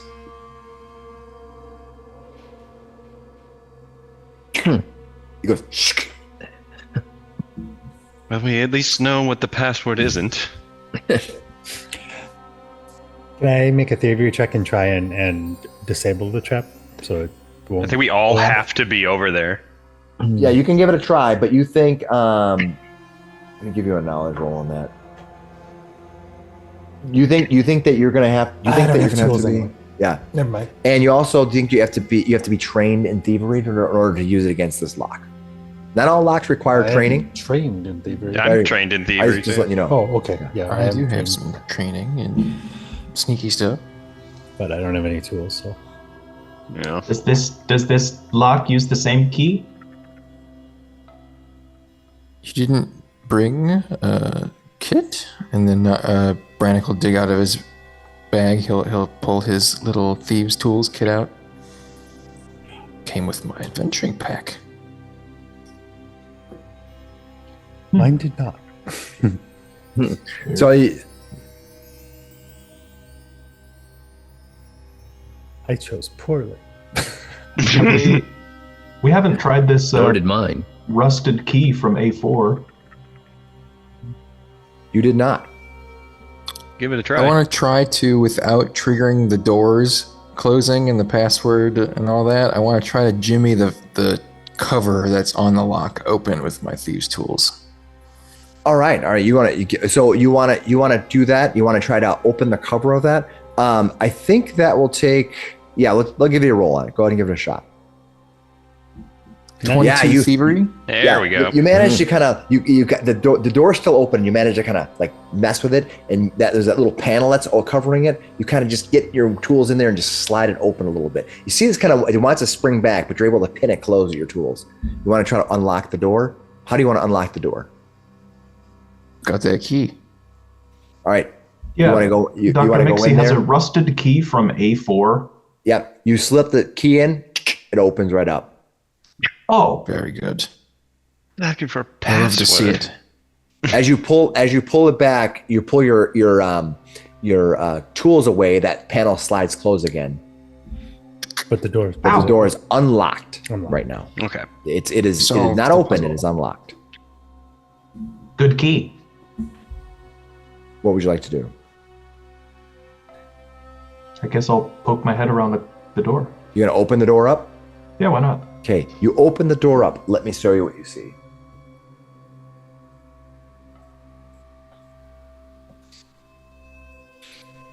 As you open the door up, you're going to be presented with a rather large room, and then I will reveal it and then show it to you. All right, let me read what this is. I think the thing I dislike the worst as a pre-written adventure is because it's not my adventure. There are times when like things happen. I'm like, well, let me check. You got to double see, make sure that I'm converting it correctly. You know, when you're doing your own custom adventure, you sort of make it up as you go, so you can't really mess it up. All right, what you see is a single iron level protrudes from the wall next to the door in this otherwise empty chamber's west wall. To the east, a 10-foot wide hallway curves to the north. What do you guys want to do? Oh, and there is a weapons rack that's there. It is filled with 4 probably short sword weapons, but they look pitted and rusted. They don't look in great shape, even from this location, from this distance. Anything else in the room? That is it. I'm gonna take a running leap over that pit. The pit reset, but you can do a running leap. It's up to you. Yeah. Okay. I'll leap it. Okay. Safety leap. Right? Yeah. All right, And I can do 10 feet. So. Yeah, you run back, you leap across, boom, you're able to leap across it and get on the other side. All right, you emerge on the other side. If you notice, there is actually a switch here as well. I'll scamper across to You want to pull that I switch want to while somebody's examine over the it. lever. just as Zebari's over it, he's like, that'll teach you for not paying me that 4 gold. All right. You arrive on the other side. What do you want to do? Oh, God, we have to come back this way too. Shit. Examine the Pit lever, see if I acid. can't deduce what it's connected to. I mean, I have a pretty good idea, but What do you want to do? I apologize, I missed that. check the lever to see if I can figure out what it's connected to. Maybe just confirm it's attached to the pit. Yeah, looking at it, you don't have a lot of engineering specific knowledge, but you're fairly certain when you crafter. Yeah, when you look at the way that it's put together, that you think that if you pull this lever, it most likely is going to probably drop that pit. Yeah, fair enough. And what you think happens is when it drops it, there's like a sandbag or some weight in there that slowly is falling down over time, and at a certain point, it just resets. Again, So you think of could like an just dig a hourglass hole. that gets flipped upside down, and then when it hits a certain, after an hour or so, it flips back over. It's all buried in the wall. Somebody took a lot of time to build this. So much time. You could have just dug a hole. We did dig a hole. We just do it with style. But mostly, I think you were digging your own grave, is what I think you were doing. Yeah. All right. So now that you're in this room, you see those rusty swords there. You see that this hallway leads around the corner. What would you guys like to do? Be sneaky. What's All on right. this rack Proceed. over here? Anything? Yeah, there is. There looks like to be 4 swords. They're in their scabbards. They appear to be probably short swords of some type. They don't look in the best of shape, though. They look really like they've been here for a long time. And I take it there's some humidity in here. Yeah, if you recall, there's like patches of moisture, and because you're in the forest, you think that the water just kind of seeps down, and so you got puddles of water or dripping water in some of the cells, and some of the walls are covered in moss on one wall. So you've seen spots of that as you've come through here in this throughout the dungeon. So it doesn't have specifically a water spot here, but they're definitely, if you take an inhale, you feel that you're in a forest still, right? Mm-hmm. What do you guys want to do? Dank. I think we should go around that corner. All right, as you near that corner, let me tell you what's happening. All right, I will read it. I hope there's a reading block for it because it's all right.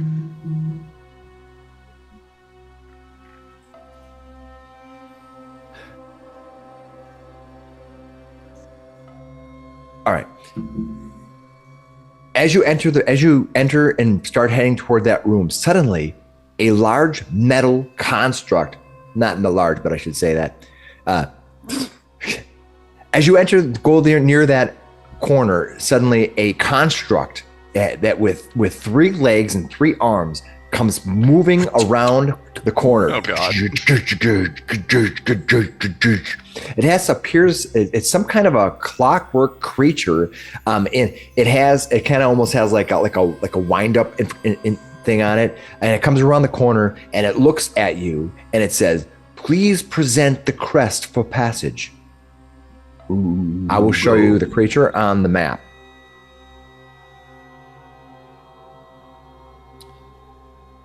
You see it comes wandering around to here.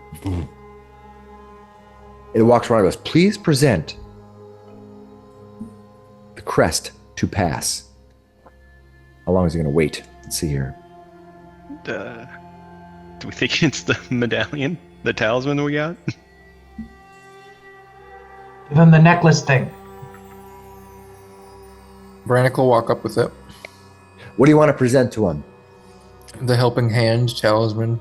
Do you mean All this? Right. You present the talisman, the helping hand talisman. The creature looks kind of almost, it's just this kind of weird, kind of almost has bug eyes, has these tubes coming out of it. It's got multiple long arms and they end up in clamps. It's got this weird body with these kind of protrusions out of it. One of them protrusion almost looks like a cannon of some sort, like over on the side. And it looks over at you as you present it, and it says to you, "Please present the crest for passage." Oh God! Oh. The thing with the crows and the spears. Do you have one? No, it's on the wall that way. Oh, Is there one on any of these swords or the scabbards or anything? Like, you don't see anything on those swords. And the swords look kind of rusted and kind of old, you know. Yeah. Should we just run back for it? I think Brannok just tries to leg sweep it. Oh God! Okay. There we go. You're going to try to leg sweep it? I think so. Okay. It doesn't know you're going to do it, so you get one action to do something immediately, and then we're gonna go ahead and roll initiative. So Brannok, you are gonna. I'm assuming you're gonna walk up to it. Where are you gonna walk up to it first before you do that? I'll push Miksi to the side. Is that okay with you, Miksi? sure. Okay. He's like, "Bleh." I'd love to not be in the way when the You're thing gonna walk starts up. swinging. It's got 3 legs, but you're gonna try to sweep it. So what you're gonna do is effectively like you're gonna try to do a push, a knockdown. You're gonna try to knock it down. So athletics. Yeah. So give me an athletics versus its fortitude. 22. God damn. 22. Wow, that is really good. Let me see what happens. It's probably got some bonuses for having more than 2 legs, though. Yeah. Still, That is 22 is pretty awfully good. That's a really good roll here. Let me roll up to this creature. All right, its fortitude is you beat its fortitude. It goes. It's pushed over. Ping. When it does that, when it does that, it immediately switches on to danger mode. Roll initiative. It's gonna start knocked over. Nice job. Let me bring up the initiative tracker, and we will get them danger on mode. the map. Danger mode. That's right. Instant kill. Instant kill mode. That's instant kill. Let me clear off. Yeah, let me clear off the previous tracker, and you guys can go ahead and put yourself on there. All right, let me bring the initiative tracker up for everybody. I'll put it over here for now.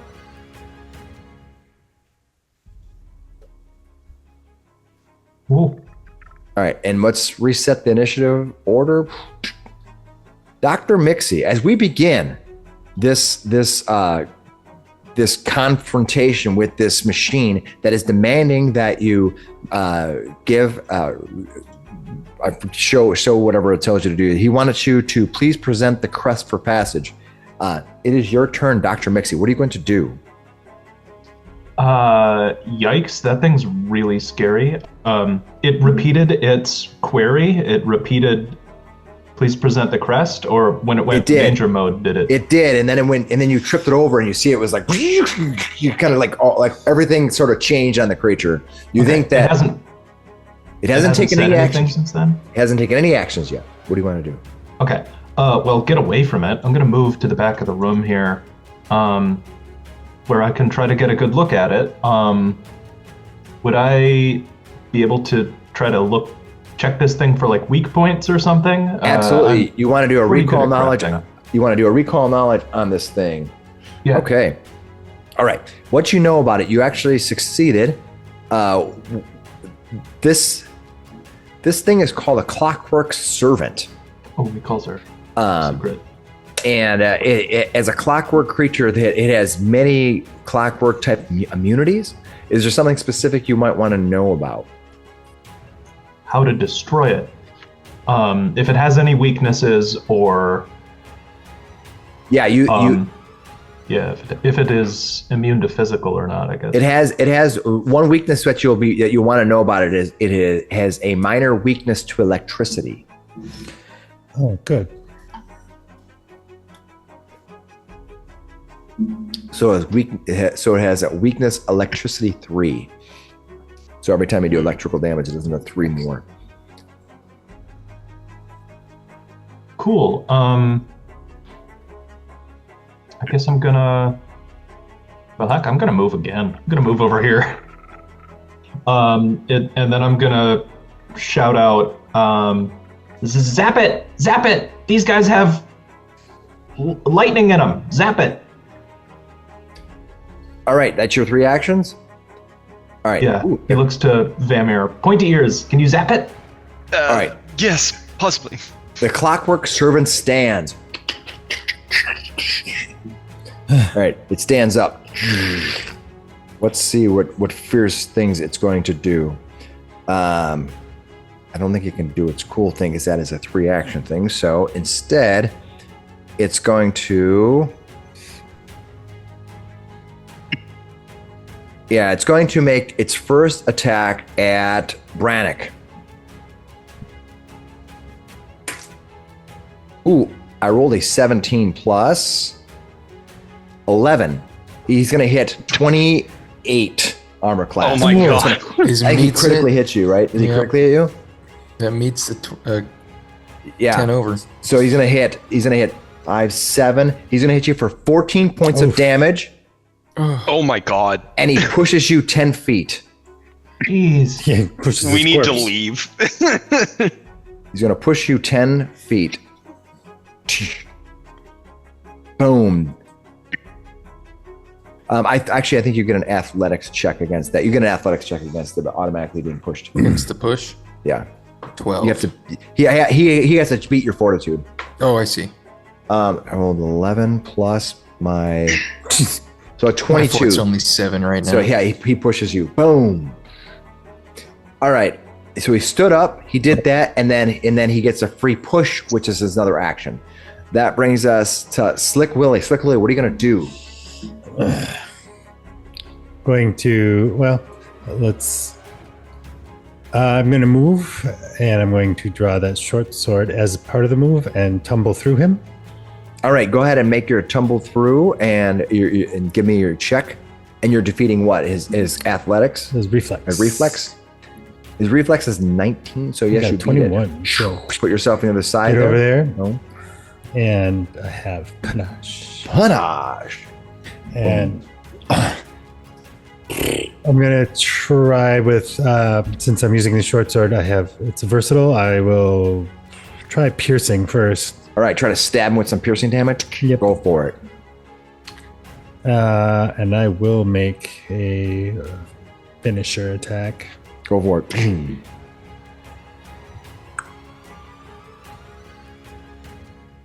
All right, 18 to attack with it, and that 18 will be enough to hit.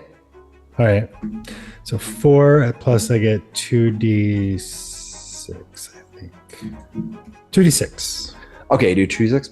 All right, Cosmo, how much do your 2d6 damage? How much damage do you do on your 2d6? 5 points plus the 4 is 9. Yeah. All right, some of that made it through. Did it seem like it was just resistant in general, or specifically to the piercing? Well, you don't know. You just know it's piercing is one of the things it's resistant to. Oh yeah.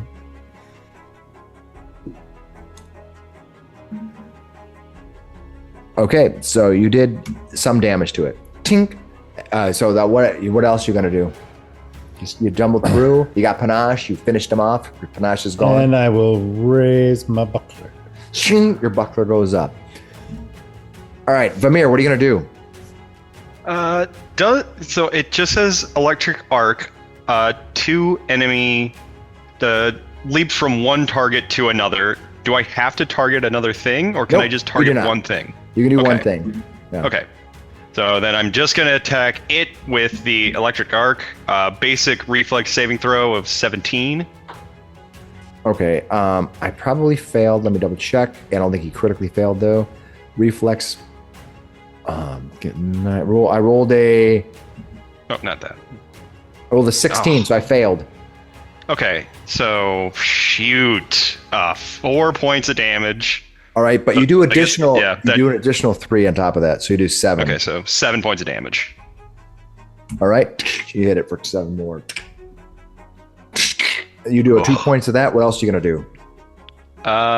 Then. I'm going to aid Zebari. Hopefully, like, my electricity kind of was like shorting out some circuits. Maybe he can get a hit in there. All right, what exactly are you doing? You're gonna try to aid him? Yeah, I want to aid Zebari, just give him a higher chance to hit if he wants to attack. So what you need to do is you basically need to attack him and physically hit him, and then you'll aid Zebari. I was hoping the shorting out circuits or something would work, but Yeah, then if I can't do that, I'll just go move to here. So the reason why you'd want to do something like that is because like Zebari would have a better chance of critically hitting, and he does a lot more damage. So aiding them would be a great benefit, to do something like that. All right. So anything else you're gonna do? I just moved. Okay. Cool. Perfect. All right. All right. Dr. Miksi. One of the short swords that's sitting on the rack, it flies off. It kind of literally comes flying out. The short sword is as it flutters around, you can see the metal itself has shards of rust just kind of raining off of it. It licks up, it drops off of the sheath, and it's going to turn around and try to slam into you, trying to cut you. That's what it does. Are you alive? Ah! All right, it's going to make its attack on you. Living sword. Plus 6. Ooh, I rolled really well. I rolled a 21 to hit you. Yeah, that'll hit me. All right, you're going to take 2 points of slashing damage. Okay. And then what I need you to do is give me a fortitude savings throw and tell me what you get. 22. All right, you are fine. You don't get tetanus. I was just gonna say, it's a tetanus hazard. Don't touch those swords. All right, Brannok, you've been literally this thing, his leg comes up and just kicks you and knocks you 10 feet back. Kick it back. That's exactly what he'll do. He will enter Tiger Stance, move up, and flurry. One action Tiger Stance, one action move, one action flurry. Go for it. Nice. 25. 25 will hit. Its armor class is not 25. Damn. Got damage again. 5 damage. Slashing.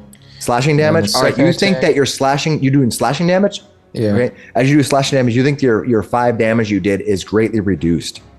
Okay. 19 for the second on the flurry. That still will hit.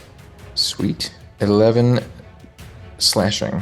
11 slashing damage. Oh, All right, some of that's going to be reduced. So, okay, boom, you hit them. Nice. All right, that is Zebari. What are you going to do, Zebari? Yeah, Zebari's going to hit him. All right, go ahead and if you can, give it a shot. Nice. 29. Oh, yeah. There we go. That is awesome. That is great. All right, go ahead and how much damage you do? 16. Okay, if that's a crit, yep. Yeah, you did a 16. You roll a natural. So how crits work is if you're 10 above it, that becomes a crit. If you roll a 20, a natural 20, which is what you did, whatever you have to do, it increases the benefit by 1. So even if you fail, you could fail on a natural 20 and it would become a success. Or so it doesn't automatically mean you hit, but there's a pretty good chance you are.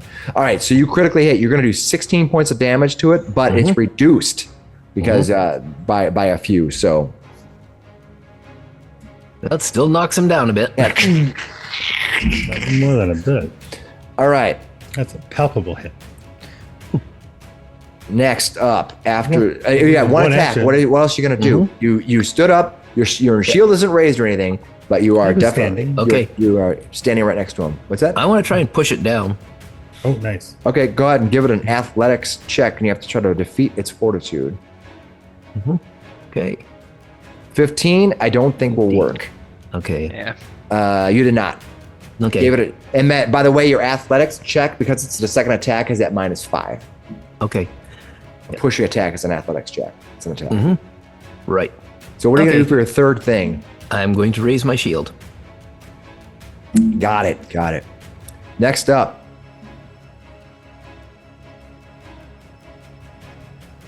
Why is Dr. Miksi on there twice? He's not on there twice, is he? Or am I missing him? Weird. I guess it still had my old one on there. That's fine. All right. Okay. Either way, All right. Next up.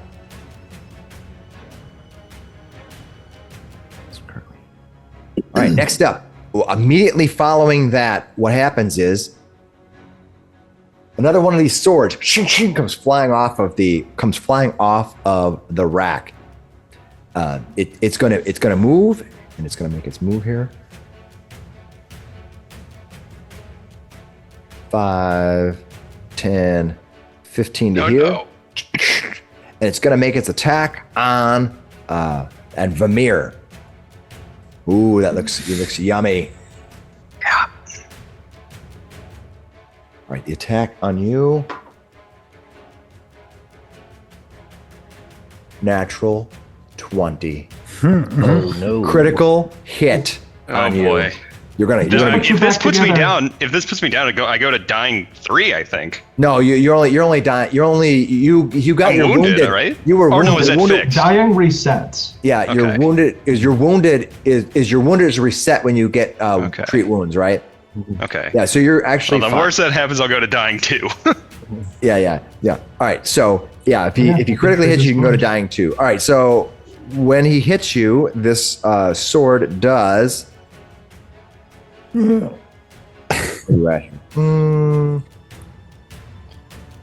does. Oh, I only rolled a 1, so you do 2. Double that is 4 points of damage. That's what he does to you. And you need to give me a fortitude savings throw.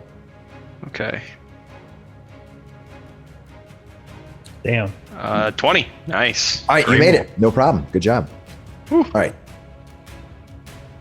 All right, let me tick that forward for his turn. All right, next up.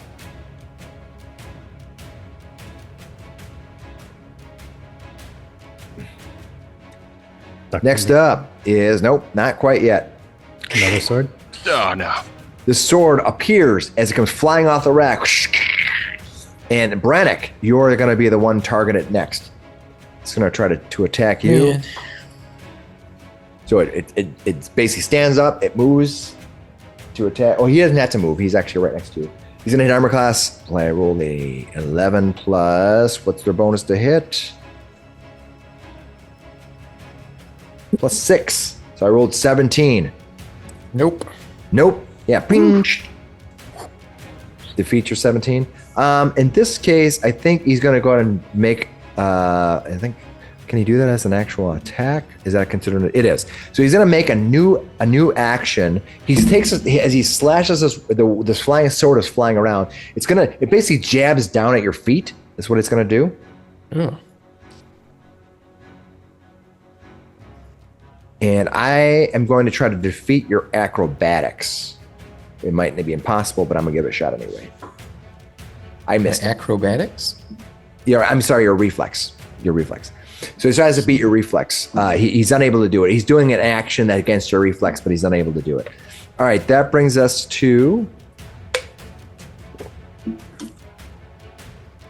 Dr. Miksi. Dr. Miksi, what are you going to do, Doctor?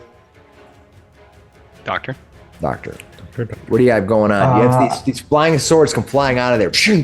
One's right in front of you. I don't like that at all. I'm not sure a physical attack is going to do much against a construct like this, so I have a bomb. Bomb with the bomb. Bomb took a bomb. I guess I'm going to throw my Alchemist's fire at him. All right, now we know that he's within 5 feet of you, and you are within 5 feet of it. Mm-hmm.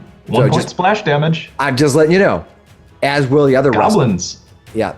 Okay. Miksi goes, ah! Go make your attack on it. Make your attack. I guess I could tempt a... Tell you what, he's going to try to duck and cover and run through them. They don't take up a ton of space, right? No, they're tiny. They're technically tiny. Okay, so if I ran to like here... If they get opportunity attacks, they could still take them. Just be aware of that. Okay. But most things don't get opportunity attacks, or reactive strikes as they're called now. Goblins are used to running underfoot, so he's just going to try to book it underneath there, I guess. Okay. So you run. You move. Your first action is to move to there. Perfect. Yep. Okay. Cool.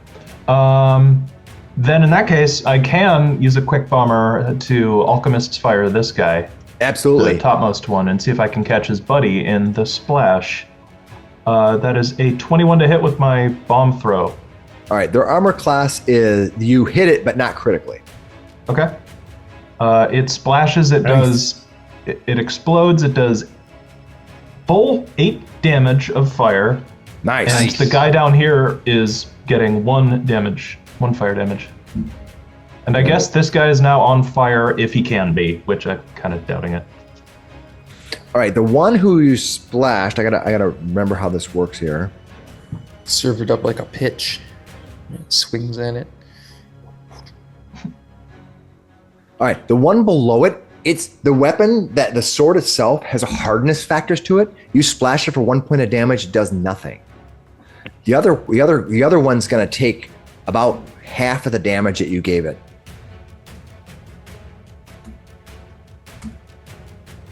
And you think that some of its metal plating on top of the crate is kind of worn away. You think that some of that hardness in this one has worn away. All right, Dr. Miksi, you moved. You created and threw a bomb. I think that's what your feet is one. With your feet, that is one action. What else would you like to do?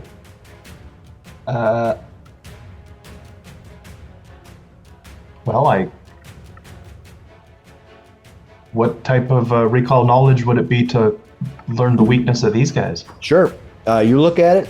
You think about it for a moment. You kind of you scramble over to what it is, and you're not sure. Well, actually, I gotta double check because I think you just have to beat. Okay, yeah, you actually will know that. All right. These are enchanted rusty swords. You know that they are tiny constructs and they're mindless. Is there anything else you want to know about them? You can choose one thing to get information on. Do they have a weakness? Yeah, let's see. They do not have a weakness that you can see. Okay. Yeah. All right. Dr. Miksi just goes, pointy ears, these are magic ones. You deal with these. I can figure out machine. Yeah, they have a hardness, and if you break their hardness down, that might make them weaker. That's the only thing I can tell. I'll tell you. I hate giving nothing when you get it. So that's what you know. Well, The fact that they're magical and not construct like that guy, that helps. Yeah. Okay. So anything else you've done? You've done your 3 things. Yep. All right. Yeah, you guys are doing all right. Everything is going fantastically well. I mean, yep. you're no problem, Yep. except for that other rusty sword that comes flying off the wall. Ah. All right, this rusty sword flies off the rack. That's the first thing it does. The second thing it does is going to. I got literally 3 people to choose. So 1, 2, 3, 4, 5, 6. Oh, Brannok. It's going to move to here. And then it's going to try to make its one attack on you. Oh, I did terribly. Go ahead. That's what it did. That brings us up to... So disappointing. He's so disappointing. Oh, shit. Did I just have... Did Dr. Miksi... Oh, did Dr. Miksi already go? I think he might have went out of turn, and that's totally fine. All right, so I'll now have the... I had that one go after. That's totally fine. I'll put its... You're on here twice. That's why. Yeah, we delete the 8. Which one is supposed to be the one that's not supposed to be there? 8. The 8? The 8. I rolled a 23 at the top of the round. Okay, Top of the order. that's why I was confused. Okay. There we go. Now there's not too many of them. All right, now Dr. Miksi goes at the top of the round. Is that what we're doing? Yeah, but he just went. Yeah. So Yeah. So that brings us to the machine. Slick Willy. No, The the machine. Machine gets to go. All right. Clockwork Servant. Ugh. All right. Clockwork Servant. Okay, here's what it does. It's gonna do its big thing it gets to do. No. The creature thing, it just the top just starts spinning. It goes zzz, it just starts spinning around, and its arms start flailing out in all directions. As a 3 action, it does something called a whirling strike. The servant spins around frantically. All creatures within a 5-foot emanation must make a ref basic savings throw. So why don't have the 3 of you make a ref basic savings throw? The target is 18. Oh, I'm gonna Brannok use my failed. hero point for Okay. a retry, Oh no. Oh god. and I made it that time. So Brannok, Yeah, I'll spend my hero Brannok's point. not a critically successful, but successful. Slick Willy, you are failing. No, I'm gonna. Yeah, I'm gonna do I'm gonna do that too. You're gonna use my hero point. all your hero reroll. points up. Yeah, use them up. Yeah, I like Yep. when you guys burn them up. All right, did everybody make it then? don't know. Slick Willy, Brannok, we gotta right see what Zebari happens. Zebari made it. All right, so nobody critically succeeded on that. Let's see, My God. you needed 18, so 28. All right, so on a success, you take half damage. That's not too bad. Well, that might still end me. What's your Brannok? Yeah. I got to burn up all your hero points, which is even better. So you're gonna take all that happens is you end up taking 4 points of Exactly damage. enough. Oh, jeez. So you'll take half of that, so 2 points, because you guys all succeeded. Oh, nice. Now, if you would have failed or critically failed, it would have been a lot worse. Who's alive? Thank God. You guys. Oh my God. In at the lower levels, especially, like succeeding or critically succeeding, it's not bad. But when you hit the fail, it suddenly gets worse. All right, that's what it did. That's the only thing I got to do, and it's now Slick Willy's turn. So, if I move to here and then tumble through, Where are you at? so I was here. I want to move to here, then to here, and then I'm going to tumble through. Well, you have to tumble through him. So you can tumble right through here, right? You can move to him to tumble through.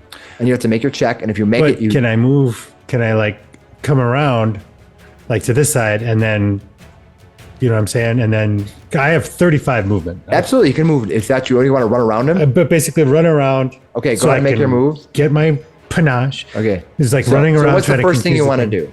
Is I'm just gonna basically run into a circle and tumble through. All right. As you move this thing, which has a reactive strike. I will also use my reflexive flashy dodge.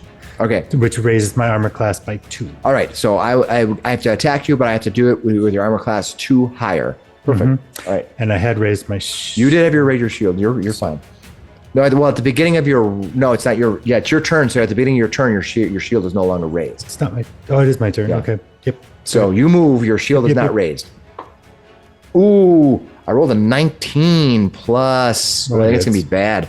He's going to hit armor class. He gets a reactive strike. He's going to armor class 30. All right. Well, that's a critical hit. Yeah, that's bad. Oh, but I rolled shit for damage. You only take 8. Yeah, only. All right.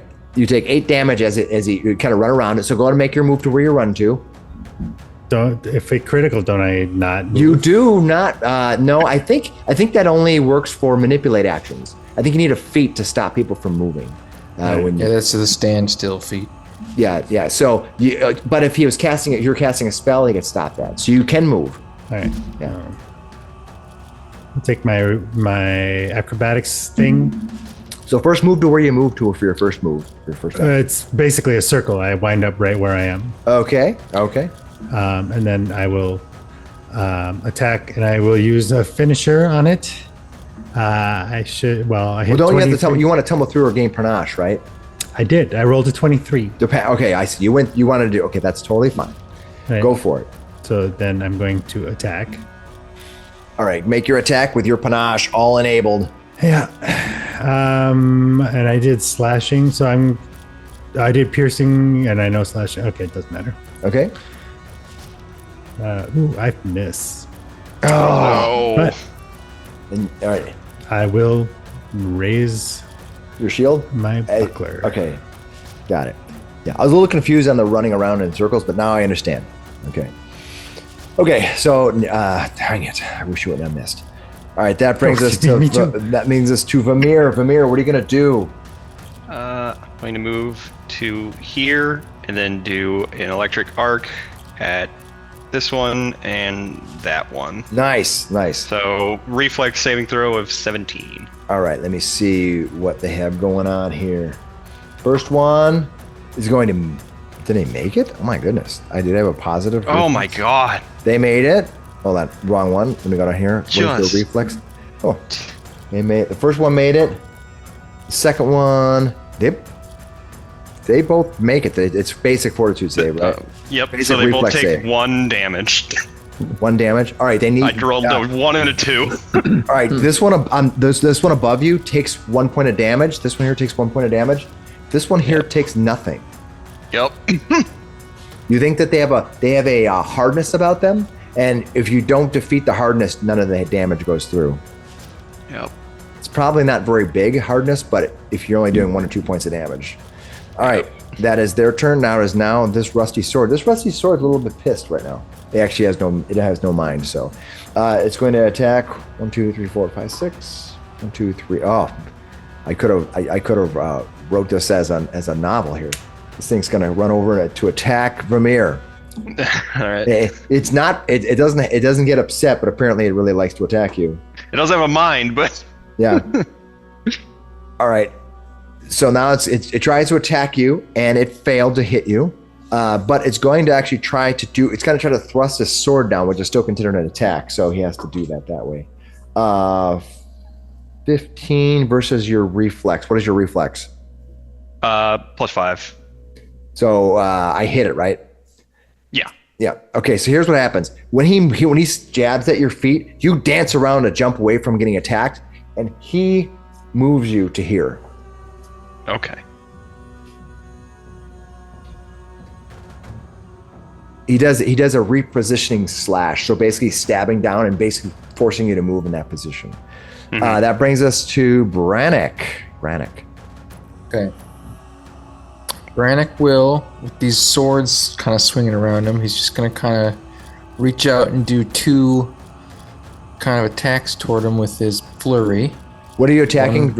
Point to what you're attacking. Okay, one okay, attack that's fine. there, and then 1 attack there. All right, the first one, 23 will hit. Oh my goodness!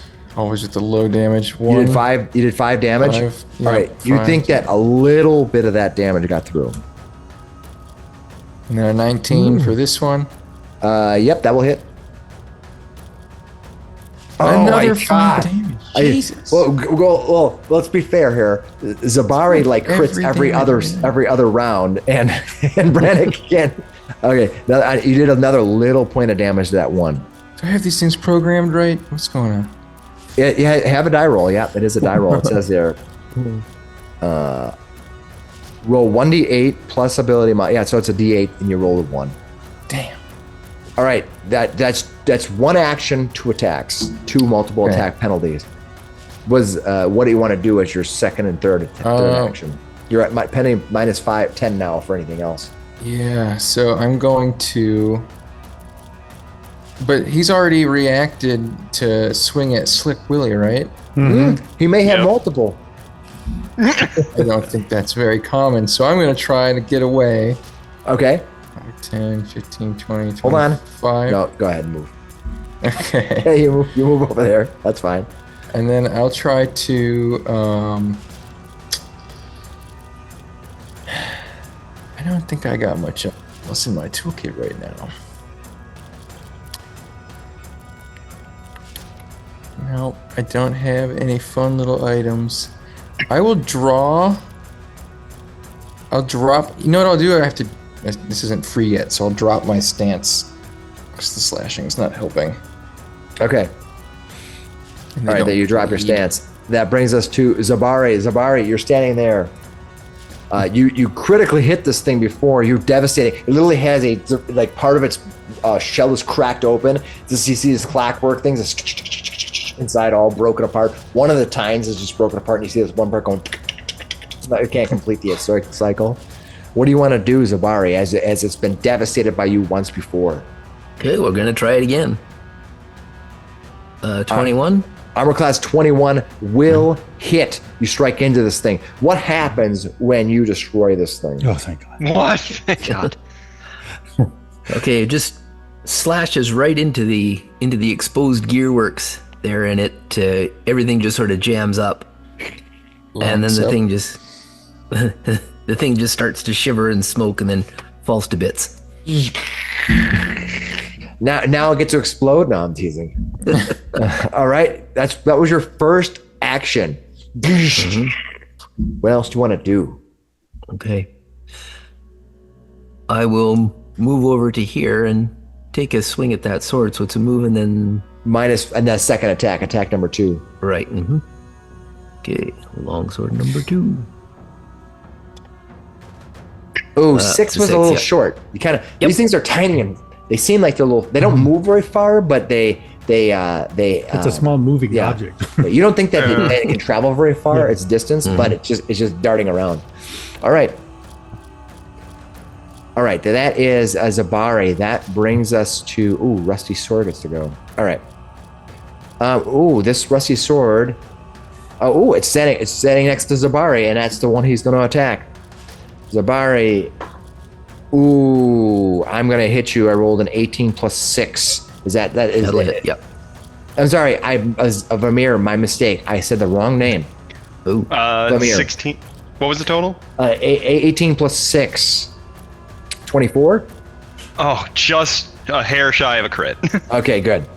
Good. I don't want to crit you. I just I rolled a good damage die though. So 3 plus 1 is 4 points of slashing damage, and I need you to give me a Fortitude saving throw. What'd you get? 12. You're going to fail. Yeah, 12. Okay. All right. Upon failing this fortitude save, you are subject to a rust poison. Immediately, Okay. all right. You are around 1 of the rust poison. You become clumsy 1. Okay. All right, and I'll put Vamir. You're a clumsy 1, and your poison level right now is 1. All right, that brings us. No wait, that it just attacked is the only thing it did. So yeah, it's going to move to. It's going to try to reposition you. Okay. Ooh, natural 20. Here comes the pain. Here comes the pain. He repositions you there. It's devastating. You're I'm already dancing. clumsy. These swords are hitting you.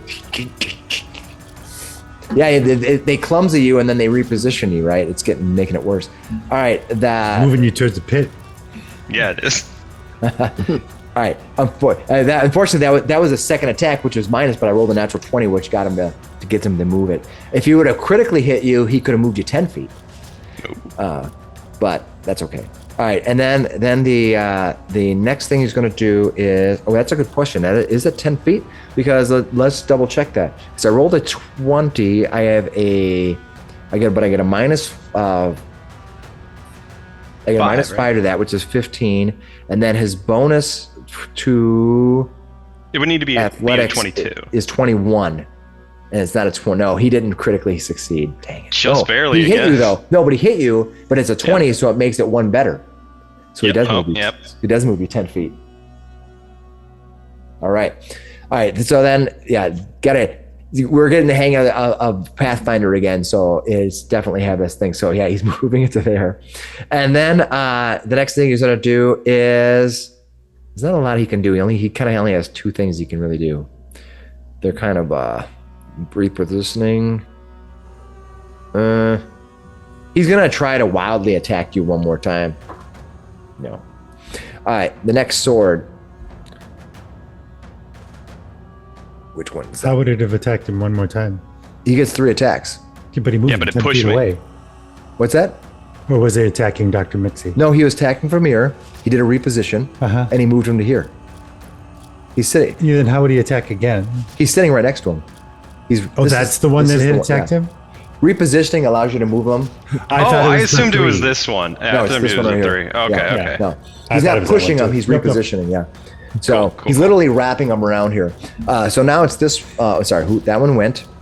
So now next one is this one right here. This rusted sword right here. This one gets to go. It's going to attack Zebari because he's next to him. Zebari with all that armor is hard to hit. No. And then he's going to try a second attack at Zebari, now at the -5. Ugh. Nope. Well, at that point, he's just going to... Oh! Natural 20. Third attack, natural 20, but I think he might... It won't be a critical damage because with a -1, that is going to be a -1 to hit, which is going to be armor class 19. What's your armor class? 20. No, that's not 19. It's -4, so he's going to have armor class 16, so he's going to miss, but it becomes a hit because it's a 20. So he doesn't critically hit you, he just hit you. Then he brings Very you to... reassuring. It does 4 points of damage to you and give me a DC Fortitude saving throw. Okay. Fortitude. What'd you get?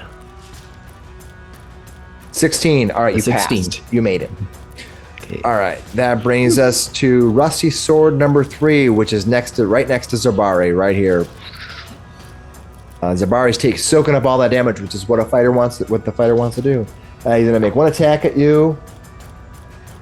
I rolled a 17 plus 6 is 23. Is that gonna hit you? So that'll hit. Yep. All right, what's your armor class is 18 right now, so just hit It's you. 20. It's 20 because my shield is up. Oh, damn it. Get me on a technicality. He's going to do 3 points of slashing damage and give me a Fortitude saving throw. Yeah. Fortitude. Somebody's going to start failing.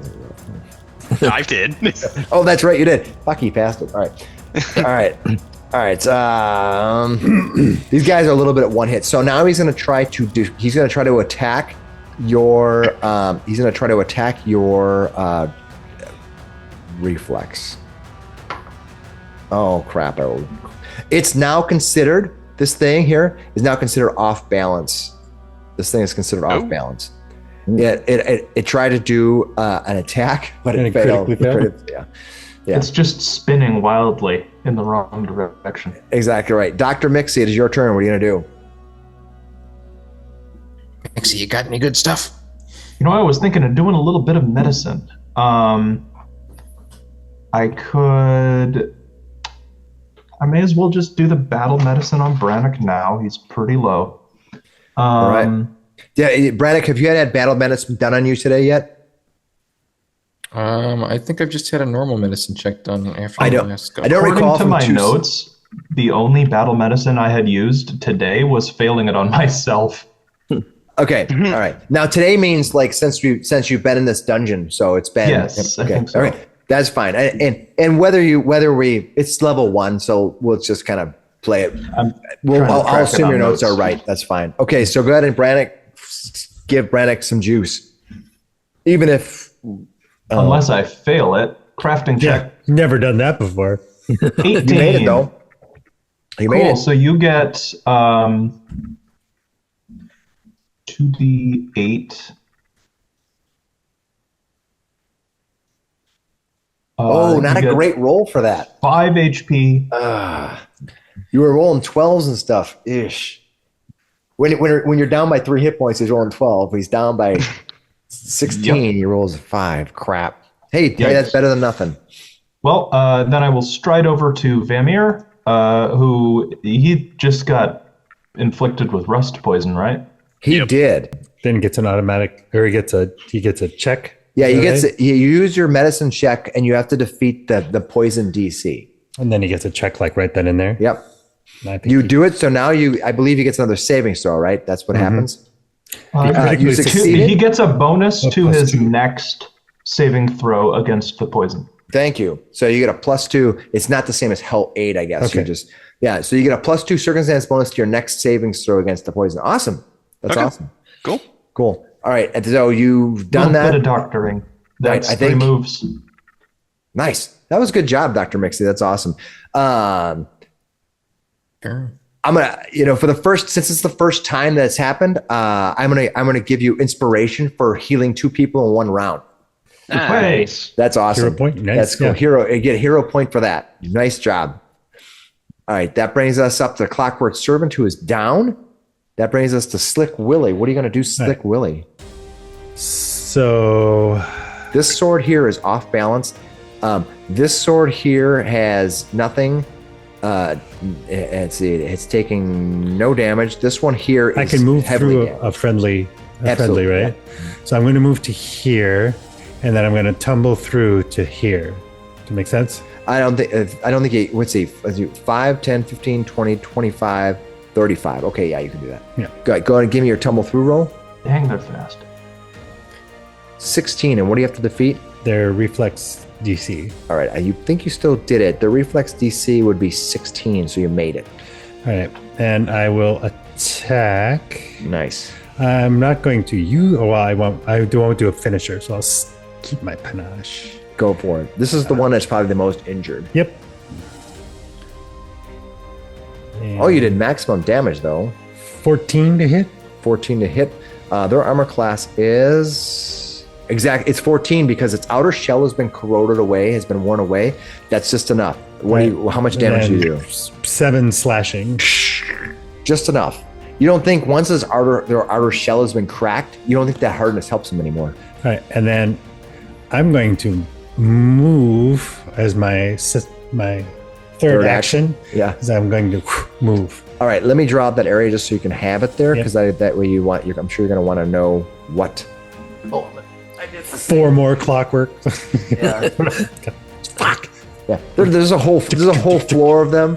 It's like the Jedi where you like all the creatures. Yeah. What do they call those? Battle droids? Yeah. Roger. Droid the cars. For the rolling guys, yeah. Yep. Emmett. That dog's being annoying. Sorry, buddy. Okay, so that you reveal that there is there. If you look up here, you can see that there is a door that leads up there. I will describe the door in a minute. On your, and if you want to go up there, I don't. No, I'm good. Right now you're fine. Okay, that brings us to Vamir. Yeah. Do I just get a check at the end of my turn to try and get out of it? Yeah, let me double check on poison because I gotta remember how it works. Okay, yeah. So now what happens is you are stage 1. You need to make a savings throw, and based on that, you can either solve it completely or go to stage 2. So go ahead and make your fortitude save, and you get a +2 thanks to Dr. Miksi. All right, thank you, Dr. Miksi. Make it. Oh, 10. Oh no. That's going to fail. You're going to go up to poison level 2, and at poison level 2 for this rust poison, you are now. You now become stage 2 clumsy. You're clumsy 2, and you cannot speak. You think of lockjaw. Tetanus on steroids. You're gonna check something real quick. Yeah. So anything with verbal components, you're gonna be hosed on. What do you want to do? Pointy ears make magic with their voice. Okay. So luckily this works out because this spell is stored in my staff, and I can cast it at will from my staff. Can you cast something from your staff without using verbal components? Yep. Nice. That's part of the build that I picked. Nice job. What are you gonna do? Yeah, Force Barrage, which is just essentially a magic missile. Yep. And I'm going to make it a 2-action one, so I shoot out 2 bolts. Okay. Which one are you gonna attack? I'm going to attack the one that is not off guard in front of Zebari. Okay. Zebari's getting this one right here, right? Yep. Okay.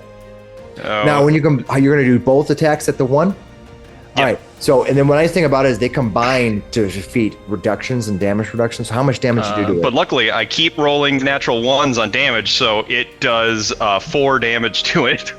Oh my god, it does no damage to it. It does none? Yeah, so it has. So the thing is, it has a hardness, and this is level 1, so I'm trying to explain stuff to you. Even though it's like hardness, so it has a hardness of 4, right? And so what happens is, every time you attack it, you need to do 5 or 6, 5 or 6 damage, and then it has a hit point level. When its hit point level gets low enough, the hardness goes away.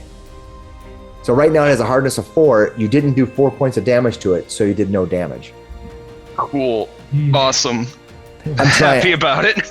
I'm trying to kind of. I'm like, force damage should push through like that. But oh well. Yeah, that's everything. All right. So that Vamir, you used your staff. Unfortunately, the hardness stopped that weapon. What do you want to do? I moved in 2-action cast, so that's everything. All right. Next up is this sword, but this sword is gone. That brings us to Brannok. Brannok, what are you gonna do? You're still active. You still have 7 hit points. What do you want to do? A little more emboldened, so I'll run up here and do a flurry, my normal punches. Does your flurry of blows combine Yes. for damage reduction? Yes, it does. That is important. 12, unfortunately, is a little light. 17 though is a hit, even at. So you did 8 damage to it. 8 points. There we go. Nice. So what happens is you end up gonna do 4 points of damage to it, but it's now broken. So its damage reduction is reduced. His armor class is his damage reduction, his hardness is gone, and his armor class has been reduced. All right, you ran up and did 2 attacks. You still have 1 more action, even though you did that. You gotta. You know what? Even if I'm feeling bold now that he's looking shaken, so I'm gonna go for the last one. Oh, it didn't work. Oh, minus 10. You're like, I'm feeling it. I'm feeling lucky. Feeling it. You did it, but no. That brings us to Zebari. What are you gonna do, Zebari? Okay, Zebari is gonna hit him again. Too bad he doesn't have any sword junk. I guess if you tap him in the guard, Like, ting, Hit him right in the pommel. Yeah, you gotta tap him in the pommel. It's kind of like a ball. Truly, 24? we could use Hemo here. He would be able to beat these swords immediately. All right, that's sorry, what a- happens, Zebari? What did you do? A 24? A 24 does hit, but you only did 4 damage to it.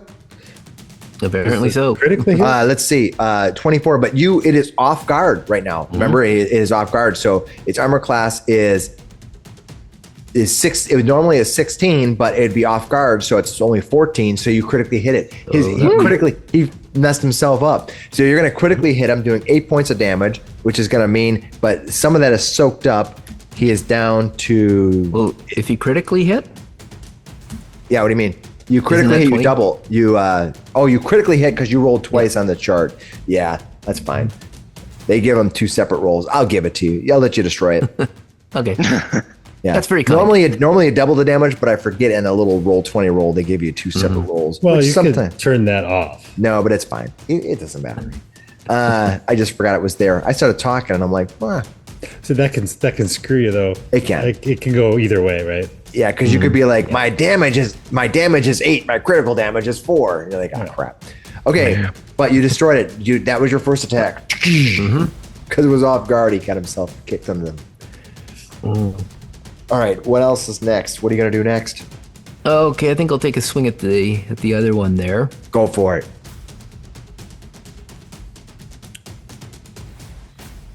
Um, 21 of that.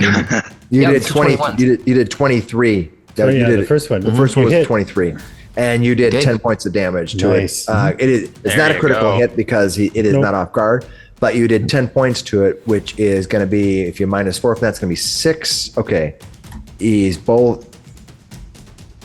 has almost no hit points left, and his armor is all gone. Boom.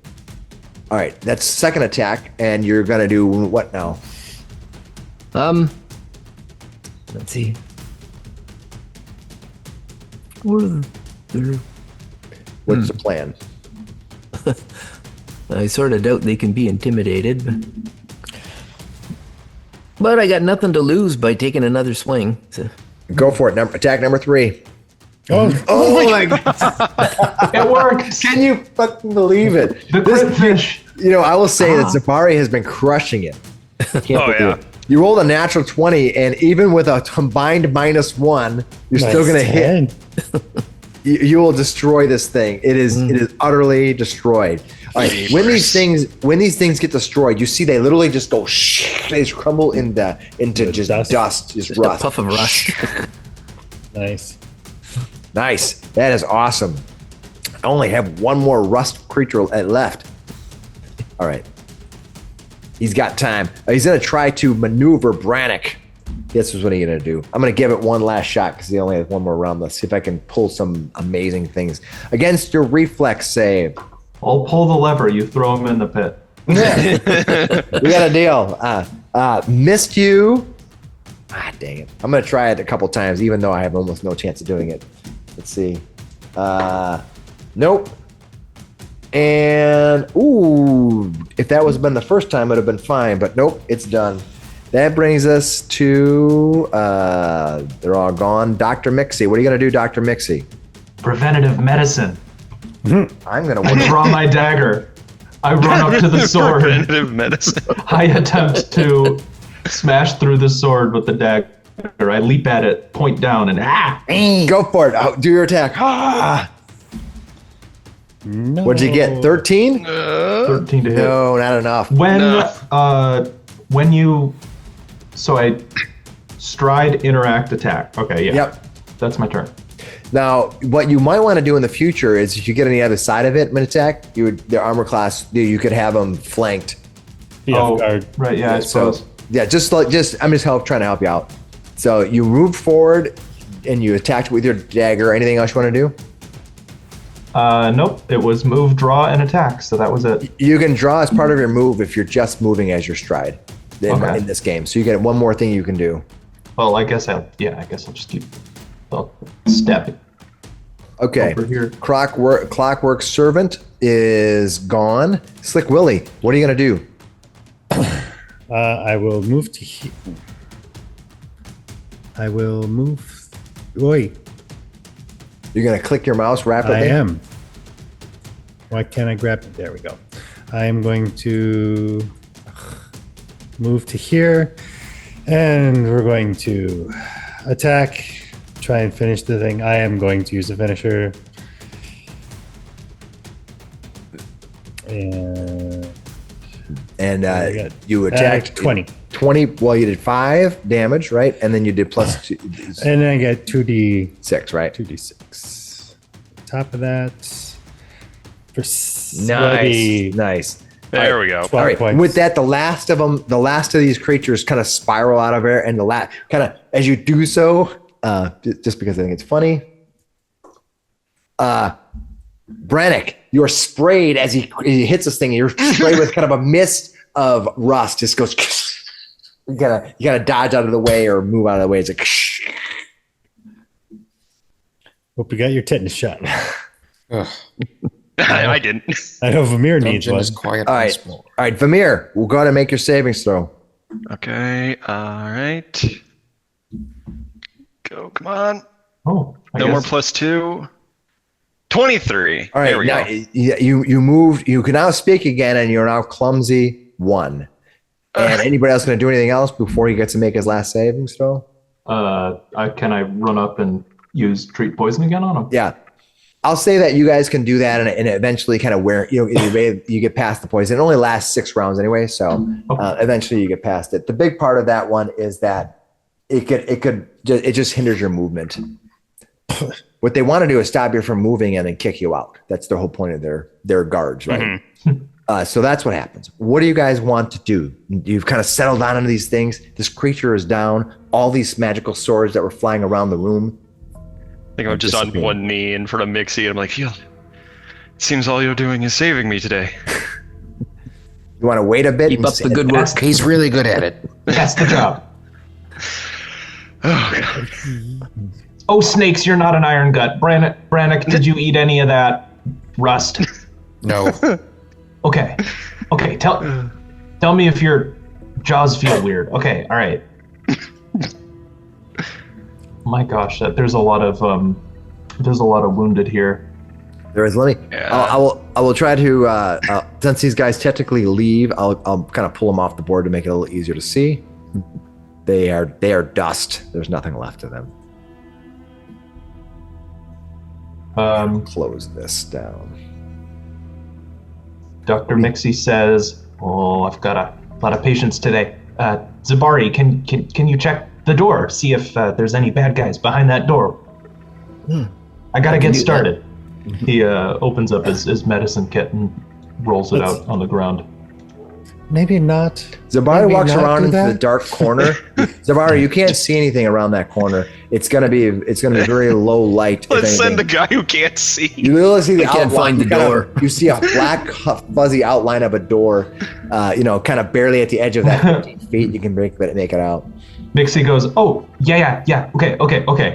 Prepare my suture kit. Yeah. And he goes and he runs to check the door himself. What? Why?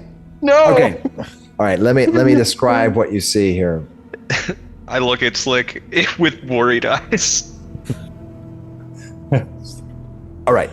Close to Miksi can see. Miksi can fix it because he can see.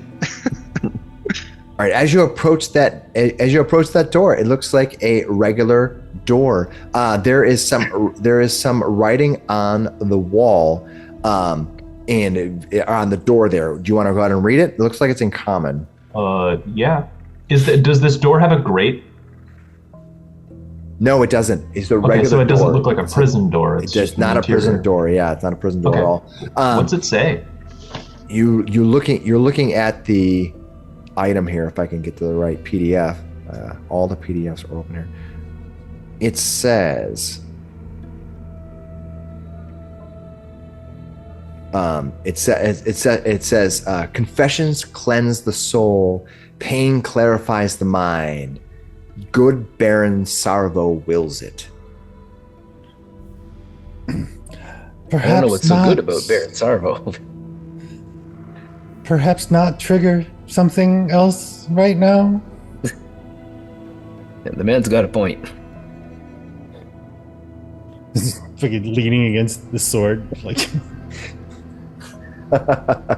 Dr. Miksi comes running back. Maybe we should head back to Shadwick and inform him of what has happened. Yeah, it says confessions and pain and souls and something about barons. Zarbon. Very good. That makes perfect sense. Weird tall man poetry. Too much effort in your prisons. Too Anyway, many syllables. Basically sits down into like a cross, like, just Taylor. What do they call it? What's that? You say cross-legged. What do they call it? Crisscross applesauce? Yeah, crisscross apple. lotus position if you're feeling fancy. Yeah. Yeah, very, very much. All right. So while if you start levitating, you get panache. All right. What do you guys want to do? Well, the poison is gone. Kill me. Yeah. Do we have any? Can we get any? Yeah, because I mean, You that can fight wait. didn't last an hour. You know. You can wait a while. You're gonna, you're gonna be here most of tonight. You're gonna be here all night. Yeah. You definitely can wait a little bit. I do have medicine training. I can help. I hope. I suppose Giant you could- ham-fisted. Now, Need? so when somebody gets healing, it's not. I don't think treat wounds is on the. I think the cooldown is on the person getting treated. I believe, right? Yes. Yeah. Yeah. So Slick Willy has been treated in the past hour. I haven't been treated in the past hour. It was like 2 hours ago. Yeah, no, you're good. I can treat you. Yeah, 10 minutes Zebari's good. I think Slick Willy and Brannok are the only ones that might not. I've had a battle medicine. I haven't had a treat wounds. Didn't he do that when we were doing the 2-hour rest? Didn't he heal you? I should have to keep track of I every needed 10 minutes it then. that passes here. That's Yeah, quite that's okay. Well, you know what? I mean, we're both mostly gonna. I don't want to make it a big downer for the healing and stuff. So just tell me what you're gonna do, and you know, what do you for this next hour? I'm assuming you're gonna sit here. Do you have any rations or food on you? You're gonna be hungry at this point, so you're gonna have to use you're gonna have to burn a rations. Yep. You've been here all night. We'll say it's been like 5 or 6 hours. I'm roughly guessing it's been like 5 hours. Just we'll call it that. Now you can go ahead and heal people up. If so, you can take the hour and heal everybody up, and that's fine. All right. So Anyways, you wait. It takes a few hours to get everybody healed from that. after We 3 were hours. messed up. Does anybody have food? Yeah. Yeah. I've got I, some. Yeah. I was eating garbage in the tavern and I didn't bring any food. Yeah. After 3 hours of Can you working here, subtract plus a a couple ration hours for before, Dr. Miksi who forgot to bring food because he eats garbage when he's in town? it's deep into the night. You're all finally healed up. So put everybody else up at max. You spend some time healing up. You spend a whole bunch of time healing up. Miksi just falls asleep in his unrolled doctor's bag. Just What do you guys want to stuff. do? You guys have healed yourselves up. Is there anything else you want to do now? It's in the middle of the night. You can keep going, or you can try resting. If you rest here, who knows what's going to happen? Yeah, that's kind of my worry. What do you guys think? I think we might want to at least look through the door. Well, I mean, I have Can only be plenty more of panache. My panache never runs out, or it always runs out. It depends on how you look at it. Yeah, it's just your hit points full run. Yeah. I'm full Yeah. up right now. Yes, I think we should at least look through the door so we know what is in there if we're planning on resting here. Miksi wakes up. I have 3 versatile vials and no coffee.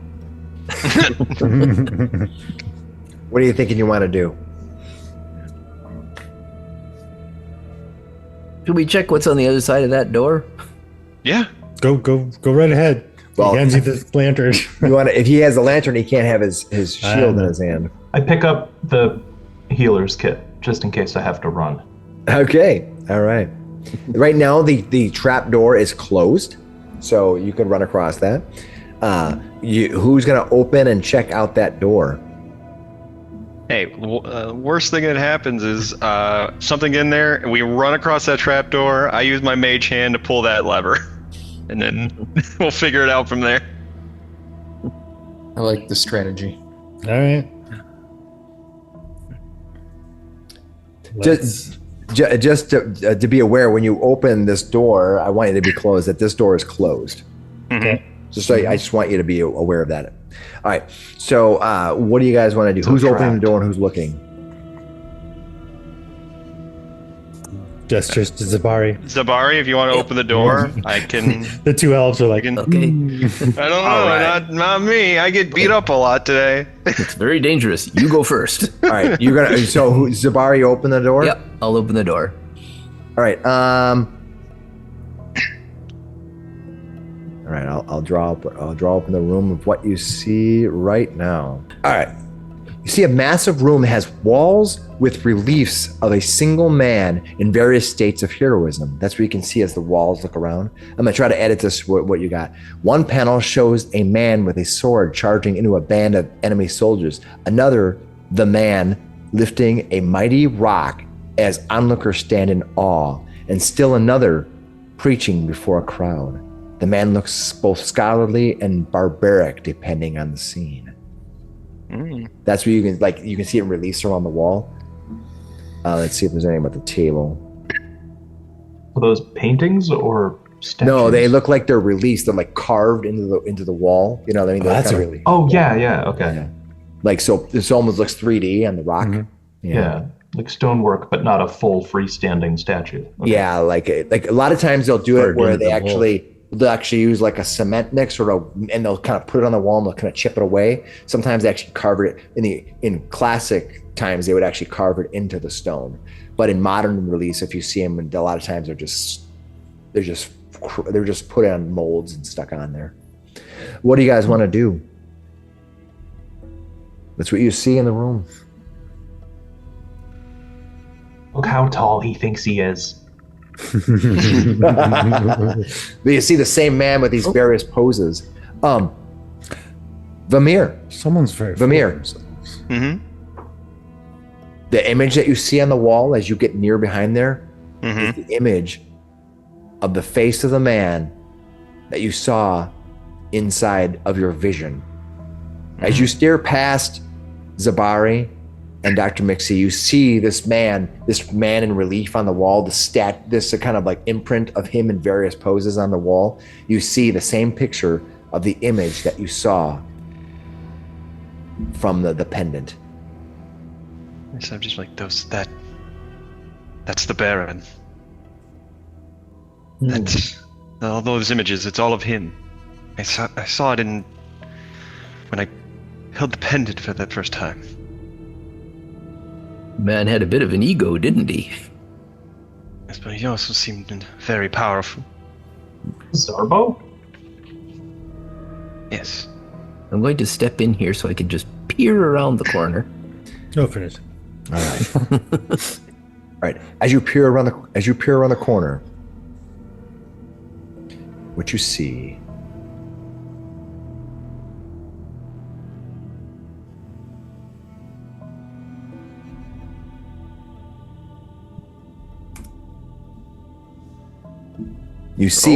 that I will read you more of the room.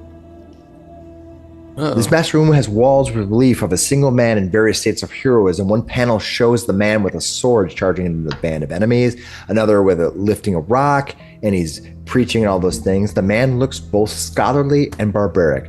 Along the western wall, you can make out a weapons rack, and I'll kind of show you that a little bit more as I move this over. Another fucking weapons rack. Not again. I'm just gonna go ahead and bomb it now. It's my greatest enemy. Yeah, hey, you got him, rack him. But all the weapons have been removed. In the center of the room is a skeleton. In the center of the room is a man standing.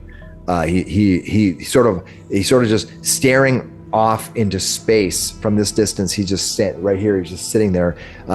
He kind of staring at this body that's on the floor, and you can see there's this cavern that's here. You probably can't I need to open it up just a little bit to show you. there's like a cavern that reaches in here, and I'll kind of show you and kind of see that cavern happening. Boom, just like that. Mm-hmm. I'm trying to edit a little bit as you can see a cage of bars, thick but spotted in rust, wraps around the southern wall. Beyond the bars are 7 iron chests so black that they almost disappear within the shadows of the cage. To the north is a rough tunnel where a part of that wall has been broken apart.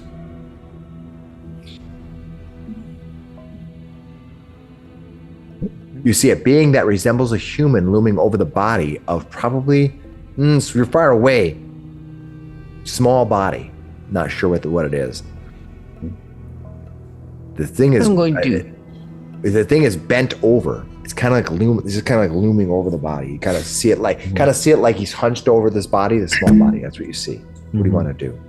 I will come back and report what I've seen. All right. And remember now, you got to remember that, Zebari, that you are in darkness. So somebody has to go up there with you. So Slick Willy, put yourself up there so you can see.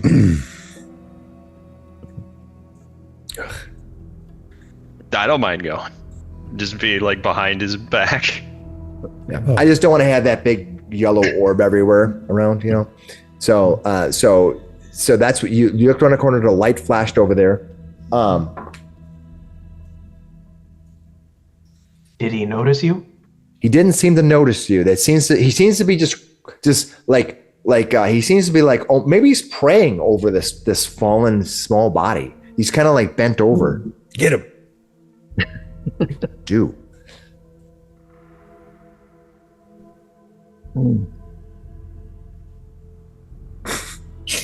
We'll just report back what I just saw. Yeah. What do you turn around? We're all there. I mean, you're kind of leaning over with the light, right? You're kind of leaning over with the light shining what's in the room. Yeah. I just sort of, there's somebody here. What do you think? Well, there's probably treasure. Should we try to sneak a little closer?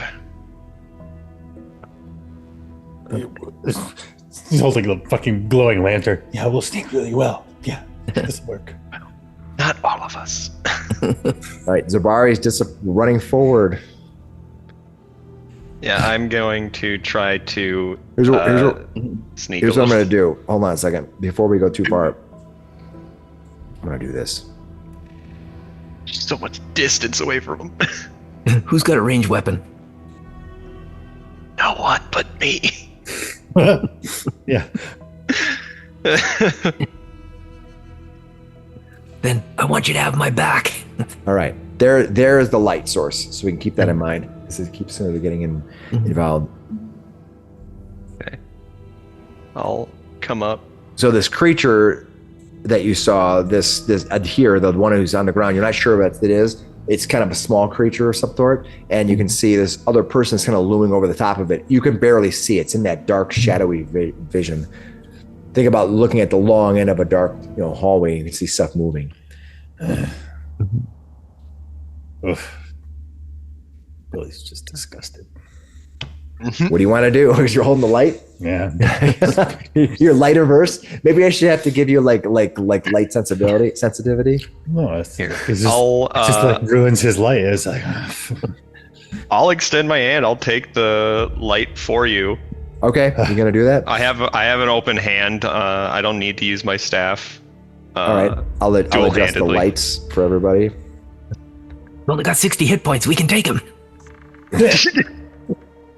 That's hilarious. All right, you switch the lights, and you're going to take the light instead? Yeah. I'm sick of his complaining. That's hilarious. He's like, I don't want to deal with you. Just shut up. All right, there you go. Gave it cover more to orange glow. The green didn't work very well. Yeah. Okay. I think we should start approaching. All right, go ahead and approach. Dr. Miksi just whispers, I hear there's something to fix that. Tall man eye problem. All right. Move to there. Vamir, you turn to there. Looking forward, you see this man. This man is kind of bending down, kind of like looming over. Maybe he's like praying, he's doing something like that as you kind of approach. You see the lights there as you enter the room. When that happens, you see that the being resembles a human looming over the body. So don't normally move anymore. Looming over the body of a kobold. The thing is draped in an aged red cloak and once brilliant gold armor that was worn away with time. Its face quivers and shakes, then draws back as the being tears flesh from the kobold, quickly consuming it. Oh God. The being stops, looking up at nothing as if sensing something. Then its head snaps at you. It slowly rises, licking the wet blood from its lips. And it's then you see the shimmering, you see the shimmering image of its armor, all pitted and old. Its face green and kind of gaunt. Its whitish hair kind of flowing. It looks and tilts its head at you. And that's where we'll end. Oh my. Do you think he's who knocked the tower down? Is that a demon? Oh boy. I think the kobolds. Yeah, probably. It couldn't have happened to a more sad, happy-looking kobold. They're cuties. We're gonna find out next week what happened as you take on the last little bit here. Spend a little more time on those rooms than I was expecting to do, and totally fine. We're still level 1, so everyone will be level 2 real quick. We'll within a little bit of next adventure. So spend a little bit of time in those combats, and we had to end up a little early here to make sure we get time. So all right. Okay, so that's where we're end, and let's go from there next week. Any questions about what's going on? I just realized we didn't even bother checking just to like check in on the Clockwork thing? No, but no, we just went directly into the tower. We didn't even check with the dome guy. What's his name? Wasn't he missing? Hunclay? Hung low? The Hunclay you're talking about, right? Unclay, Yeah, he never even came about or looked around. You guys just started in the tower. Yep. There are things that could have happened. You could have done things before you went in the tower. You decided to charge in, and that's fine. That's what gaming is all about. We had to keep the story moving. Yeah. We're reckless level 1 adventurers. Yeah. This is true. Some of you will probably live to reckless level 2 adventurers. All right. If I can help it. All right. So the danger continues as you reach near the definite end of this collapsed tower, and we're going to find out what happens next week. So, all right. See everybody next week. Nate will probably be back. Perfect. Everyone. Yep. Good using.